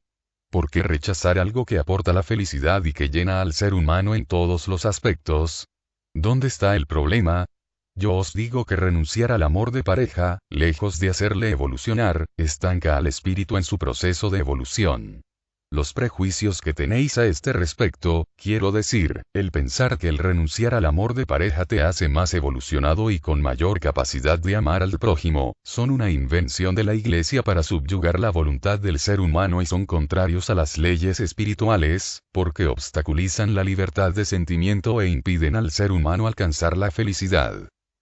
Pero no es cierto que a veces la pareja puede ser un obstáculo en una labor de ayuda al prójimo intensa. No es el hecho de tener pareja en sí lo que obstaculiza esa labor, sino cuando, por culpa del apego, uno de los miembros de la pareja se cree con el derecho a coartar la libertad del otro y lo retiene porque lo cree de su propiedad y ve a los demás como adversarios que le roban su atención. Esto ocurre frecuente cuando alguien se ha unido a una pareja que no le es afín. De la falta de afinidad surge la incomprensión y la divergencia de motivaciones en la vida. También se puede dar en el seno de una pareja compuesta por almas afines si se interponen los egosentimientos, principalmente el apego, pero también otros como el miedo. Generalmente, se trata del miedo al sufrimiento del ser amado, o el miedo a perderlo si se entrega a una misión que le pone en peligro. Cuando la pareja es afín y se han vencido los miedos y otras manifestaciones del egoísmo, no supone ningún obstáculo. Todo lo contrario. Si coinciden en encarnar juntos, se implican ambos en la misión con la misma intensidad. Eso hace que la misión sea mucho más profunda, puesto que el amor mutuo les fortalece, reconforta y les dulcifica todas las amarguras del camino que han elegido vivir. Pero según parece, Jesús no tuvo en vida ninguna pareja y esto no le impidió amar a prójimo y desempeñar su misión. No. Ya hemos hablado de esto anteriormente. Jesús es como todos. También tiene su alma afín, pero no encarnó simultáneamente con él, lo cual no quiere decir que él no mantuviera contacto con ella. Para los seres del nivel evolutivo de Jesús, el hecho de que el ser amado no esté encarnado con él simultáneamente no supone un obstáculo insalvable, pues debido a su capacidad y sensibilidad tienen relativa facilidad para desprenderse del plano material y pueden así contactar con sus seres afines en el plano espiritual. Entonces no es egoísta querer más a unas personas que a otras. Llamas egoísmo a lo que simplemente son diferencias de afinidad. Siempre es más fácil querer a alguien que es afín que a alguien que no lo es. Solo cuando el espíritu es muy avanzado es capaz de querer con la misma intensidad a seres con los cuales tiene diferencias en afinidad. Yo te digo que para experimentar el amor al prójimo de forma incondicional hace falta primero haber vivido el amor del alma afín, pues este amor es la fuerza que le alimenta para amar a los demás. Por tanto, el que quiere amar incondicionalmente al prójimo pero reprime o anula el amor de pareja nunca podrá alcanzar un amor al prójimo verdadero, pues al faltarle la fuente de la que se alimenta su interior se vaciará rápidamente al darse a los demás cuando empiecen a darse las primeras muestras de ingratitud. Para llegar al 10º grado, hay que empezar por el primero, y pasar por los grados intermedios. Pero parece que vosotros creéis que ya habéis llegado al 10 sin tener claro cuál es el 1, quiero decir, que si todavía le negáis el amor a los que os son afines, como ocurre con el amor de alma gemela, ¿cómo queréis amar a los que no lo son? Pero es que no es tan fácil acertar y dar con el amor verdadero a la primera con mayor motivo, porque no es fácil acertar deberíais permitiros el poder dar marchar atrás una vez tomáis conciencia de que no estáis enamorados. Lo realmente triste no es que se produzcan uniones sin amor, sino que os esforcéis tanto en prolongarlas a la fuerza, estableciendo cadenas terrenales que os impiden liberaros ellas una vez tomáis conciencia de que no hay amor. Creo que la juventud tiene más claro que es libre para decidir con quién quiere y no quiere estar y no tiene tantas dudas para dejar una relación si no desea continuarla. Sí, es cierto. La juventud tiene más libertad ahora, sobre todo en los países occidentales, porque no ha vivido una educación tan represiva. Sobre todo gozan de mayor libertad en la sexualidad y saben que el hecho de mantener relaciones sexuales con una persona no les obliga a estar con ella para toda la vida. Y eso es algo bueno. El problema de la juventud no es tanto el dejar las relaciones cuando lo desean, sino saber cómo encontrar el amor verdadero, porque mayoritariamente se unen por motivos diferentes al amor. A pesar de tener más libertad en la vida, no la están aprovechando para desarrollar los sentimientos. ¿Y por qué motivos se unen? Lo que predominan son las uniones por atracción física, sobre todo en la adolescencia, o por similitud de intereses mentales. Se valora por encima de todo el atractivo físico y también el ser importante. Por eso las personas con atractivo sexual, fama, dinero, son muy deseadas como pareja. Los jóvenes físicamente atractivos se sienten satisfechos porque su físico agraciado les garantiza tener pretendientes y suelen escoger también según el atractivo físico.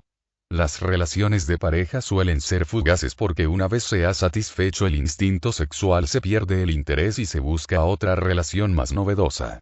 Pero la sexualidad practicada sin amor pasa factura, porque en aquellas personas más sensibles genera un vacío en el interior y es la causa por la cual muchas personas jóvenes se sumen en profundas depresiones, pues intentan llenar con sexo lo que solo se puede llenar con sentimientos.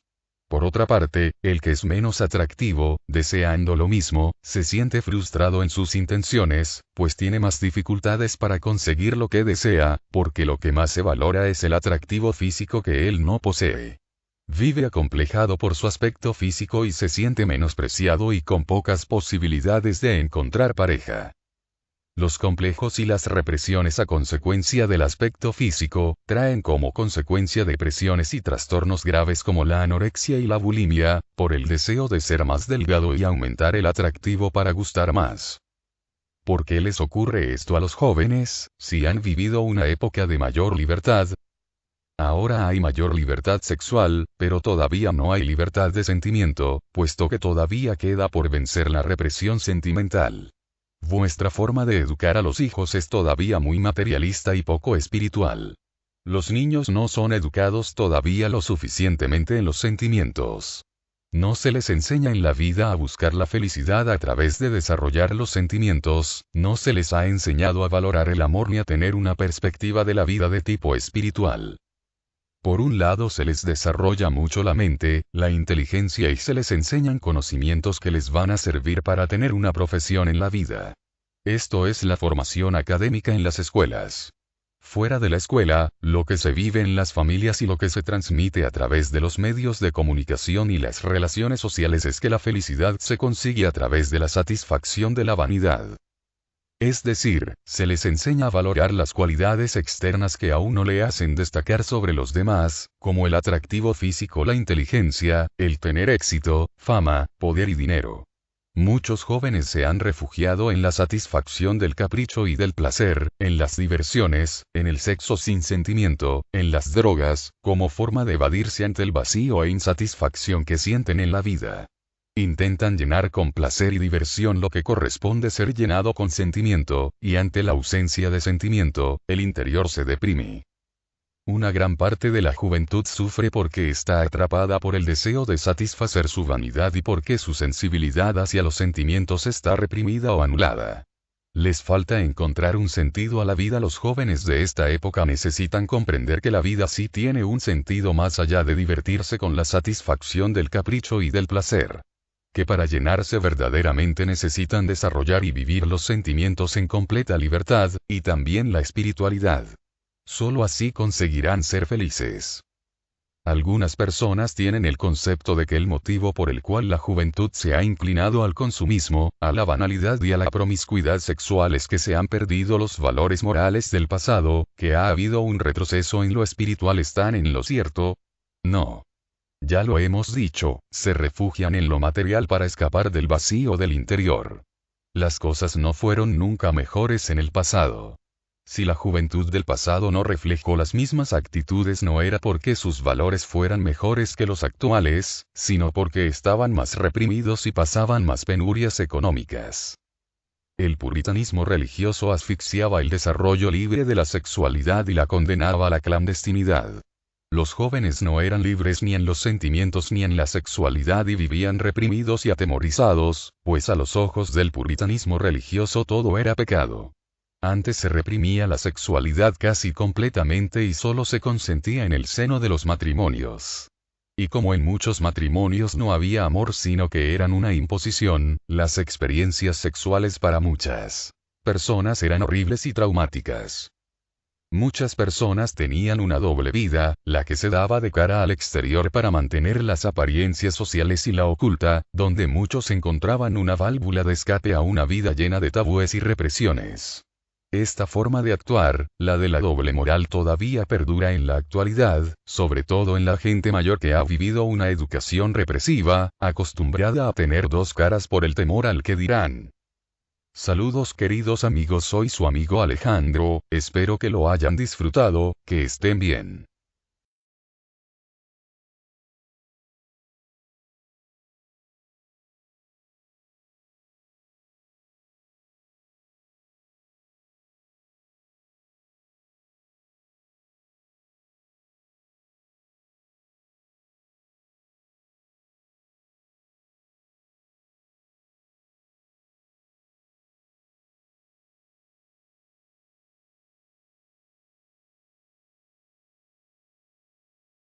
El sufrimiento de otra. Sería injusto por parte del mundo espiritual pedir a nadie que renunciara a su derecho a la felicidad. Todos los seres espirituales tienen derecho a ser felices, sin que esto suponga una merma en el derecho de los demás. Por eso no es justo renunciar a la felicidad propia por la de los demás, ni es justo exigir a los demás renuncias o sacrificios en beneficio de uno mismo. Lo que merma el derecho a ser felices es el egoísmo y no el amor. Lo que ocurre es que vosotros tenéis una concepción equívoca de lo que es el amor, pues vuestra forma de amar está en la mayoría impregnada de egoísmo, y por eso creéis que para que los demás sean felices tenéis que hacer renuncias en vuestro propio derecho a ser felices, o creéis que tenéis derecho a exigir renuncias a los demás para poder ser felices.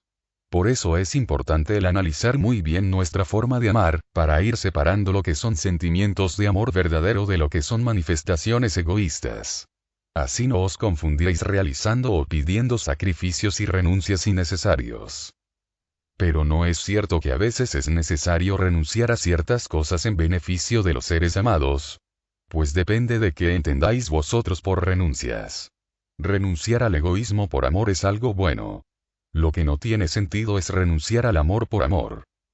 No entiendo lo que quieres decir exactamente. ¿Algún ejemplo para aclararlo? Imagina el caso de una pareja materialista que se está planteando tener hijos. El hecho de tener hijos lo pueden vivir como una renuncia a satisfacer sus caprichos materiales, porque ahora han de hacer frente a la manutención de los hijos, o pueden vivirlo como una renuncia a tiempo de ocio, pues ahora también parte de su tiempo habrán de dedicarlo a sus hijos. Si lo viven como una renuncia es porque predomina el egoísmo sobre el amor, porque valoran mucho la posesión material y la comodidad y valoran poco los sentimientos. Si por el amor a sus hijos se esfuerzan en ser menos caprichosos será algo bueno para ellos, pues lo que se pierde lo pierde el egoísmo, y lo que se gana lo gana el sentimiento. Otro caso bien distinto es el de la mujer que por tener un hijo en común con un hombre se obliga a vivir con él sin amarlo, y que ama a otro, porque considera que es lo mejor para su hijo, condenándose a una vida de sufrimiento. Esta es la persona que equivocadamente renuncia al amor por amor, porque renuncia a su libertad de sentimiento creyendo equivocadamente que esto va a favorecer la felicidad de su hijo. Este ejemplo que acabas de poner me hace reflexionar sobre la cantidad de situaciones diferentes que se pueden dar y lo difícil que es poder analizarlas todas con claridad y saber lo que hacer en cada una de ellas sin confundir los sentimientos con el egoísmo. Has comentado el tema de las relaciones de pareja y el de las relaciones con los hijos. Creo que analizar estas situaciones que se dan dentro de las relaciones personales de forma exhaustiva nos sería muy útil a todos, a mí el primero, porque creo que a casi todo el mundo le atañen y creo que muchas personas sufren como consecuencia de no saber afrontarlas con claridad de conciencia espiritual. Se podría escribir un libro solo con ello. Bueno. Estamos reconfortar a la persona que está viviendo ese momento y darle ánimos y esperanzas para que se sienta con fuerzas para superar esa prueba, haciéndole ver que esa prueba tiene un significado y que si la supera conseguirá avanzar espiritualmente. Pongamos el caso de que otra persona nos ha hecho saber que le estamos haciendo sufrir cómo debemos afrontar esa situación, con sinceridad y realismo. Analicemos primero nuestra actitud hacia esa persona, si reconocemos egoísmo de nuestra parte o no. Si reconocemos una actitud egoísta de nuestra parte que causa perjuicio o sufrimiento al otro, nos corresponde a nosotros modificar nuestra actitud egoísta. La toma de conciencia de nuestras actitudes egoístas forma parte del aprendizaje espiritual, pues en muchas ocasiones se actúa egoístamente sin conciencia de que ese egoísmo provoca daño en los demás.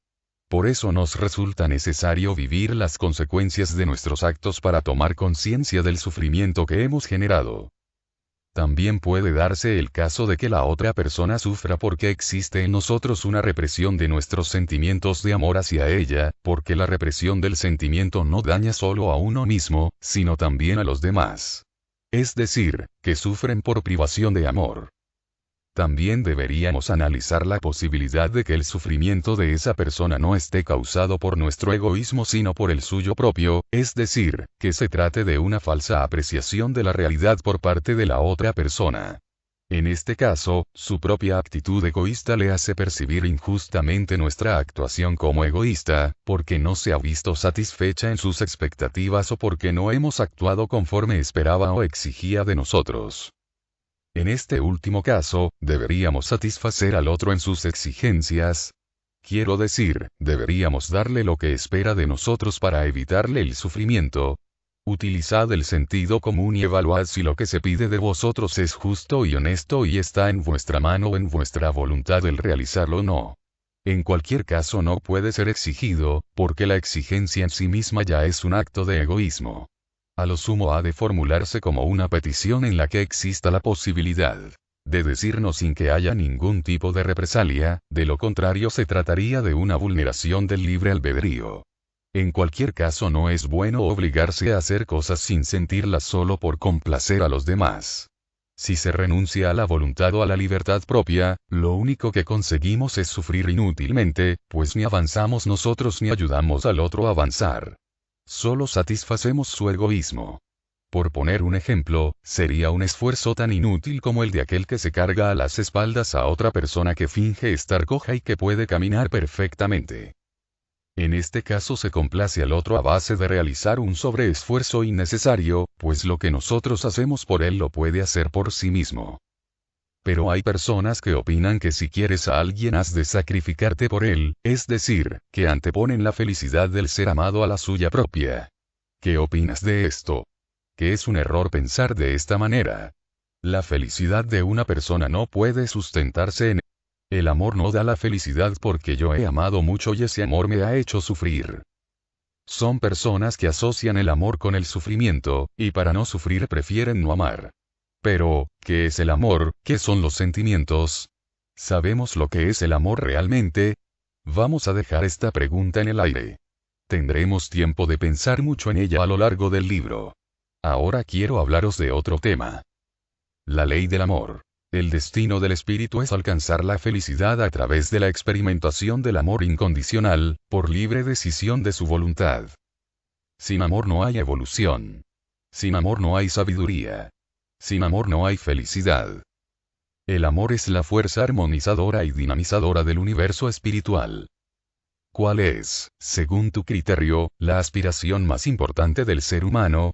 Alcanzar la felicidad verdadera y duradera. ¿Cuál es el secreto para alcanzar la felicidad? Amar, pero no es ningún secreto. Cada espíritu, es decir, cada ser humano conoce, intuye que necesita amar para ser feliz. Todo su proceso evolutivo gira en torno a ese objetivo, desarrollar la capacidad de amar para ser feliz. ¿Cuál es el camino a seguir? Quiero decir, si queremos avanzar en el amor, ¿por dónde empezamos? El camino empieza por uno mismo y continúa con los demás. Es decir, que hay que amarse a uno mismo para poder amar a los demás. Y si cada ser humano intuye ese camino, ¿por qué no lo hemos conseguido alcanzar todavía? Mi impresión es que hay muy poca gente en el mundo que pueda decir que es feliz. No penséis que es un camino sencillo ni breve. En el proceso de amarse a uno mismo y de amar a los demás hay diferentes etapas que hay que recorrer para poder llegar a la meta final, que sería el amar incondicionalmente a cualquiera como a uno mismo. Jesús resumió esto mismo en un mensaje muy sencillo pero profundo cuando dijo: ama al prójimo como a ti mismo. Es un camino que implica vivir muchas experiencias a través de encarnar innumerables veces. El trabajo es doble. Por un lado tenemos el desarrollo de los sentimientos y por otro el de la eliminación del egoísmo. Anteriormente hablamos de los diferentes niveles de egoísmo desde el punto de vista espiritual, de las etapas de la vanidad, del orgullo y la soberbia, y cómo se manifiesta el egoísmo en cada una de estas etapas. Ahora me gustaría que profundizáramos en el desarrollo de los sentimientos, de cómo estos se van desarrollando paulatinamente desde uno mismo hacia los demás, empezado por los más allegados hasta los que no tienen ningún vínculo especial con nosotros. Hablaremos del amor de pareja, el amor en el seno de las familias, entre padres e hijos, y en las relaciones humanas y sociales. Analizaremos también cómo el egoísmo se infiltra entre los sentimientos y los adultera, causando verdaderos estragos, confundiendo a los seres humanos y apartándoles del camino del amor y de la felicidad. El egoísmo es el mayor enemigo del desarrollo del amor y tiene muchas ramificaciones. Si no las conocemos podemos torcer nuestra evolución hasta el punto de que podemos llegar a creer que estamos amando, cuando en realidad estamos dejándonos llevar por formas de egoísmo disfrazadas de amor, como si fuera un lobo cubierto con piel de cordero. ¿Pero qué es amarse uno mismo? Actuar con libertad de sentimiento, es decir, reconocer las necesidades afectivas propias y los sentimientos y pasar a desarrollarlos para que sean el motor de la vida, para que las decisiones importantes de la vida sean tomadas de acuerdo con esos sentimientos. ¿Qué es amar a los demás? Sentir a los demás como a uno mismo. Cuando uno siente al otro como a sí mismo, siente la felicidad del otro tanto como la suya propia y percibe el sufrimiento del otro como si fuera el suyo propio. Cuando una persona ama a los demás desea la felicidad de los demás tanto como la suya propia y se esfuerza tanto por ayudarles a alcanzar esa felicidad como para que sus acciones no les perjudiquen ni generen sufrimiento. ¿Y de dónde viene el sufrimiento? El sufrimiento puede venir como consecuencia de las acciones egoístas de los demás, o como consecuencia del egoísmo propio. Es decir, que a veces se sufre porque somos víctimas de actos egoístas de los demás, mientras que otras veces nuestra propia actitud egoísta hace que juzguemos los actos de los demás equivocadamente, culpándoles de nuestro sufrimiento, cuando en realidad sufrimos porque los demás no actúan conforme esperamos o exigimos de ellos. También se sufre cuando una persona reprime sus sentimientos y no vive de acuerdo con ellos, sino en contra de ellos. Esta última es la causa de un sufrimiento más intenso. ¿Cómo podemos saber si sufrimos como consecuencia de los actos de los demás o si es consecuencia de nuestras propias actitudes? Siendo sinceros con nosotros mismos.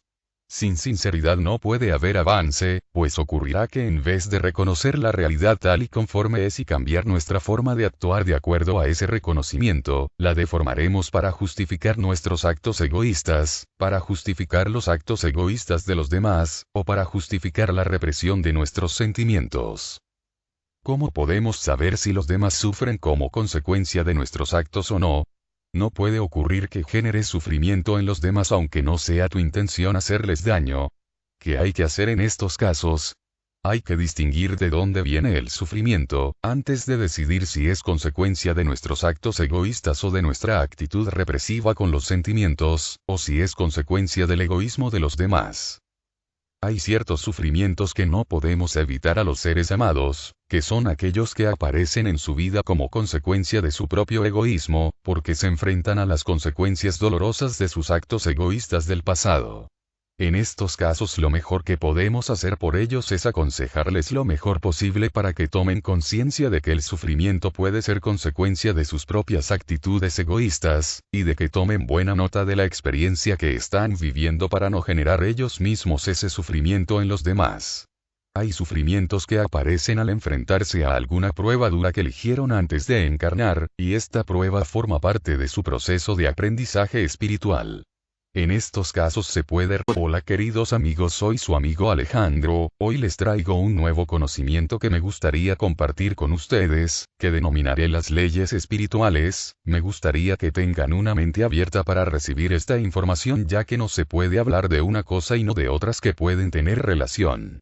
Si deseas saber algo, habrá cosas que nos gusten y otras que no, pero las debo decir para que se puedan entender otras. Al hablar del amor tenemos que hablar de las almas, y de los géneros hombre y mujer, como así también la realidad que se está viviendo y que no logramos entender con los que tienen otras preferencias sexuales. Veremos cuál es el motivo espiritual sobre eso.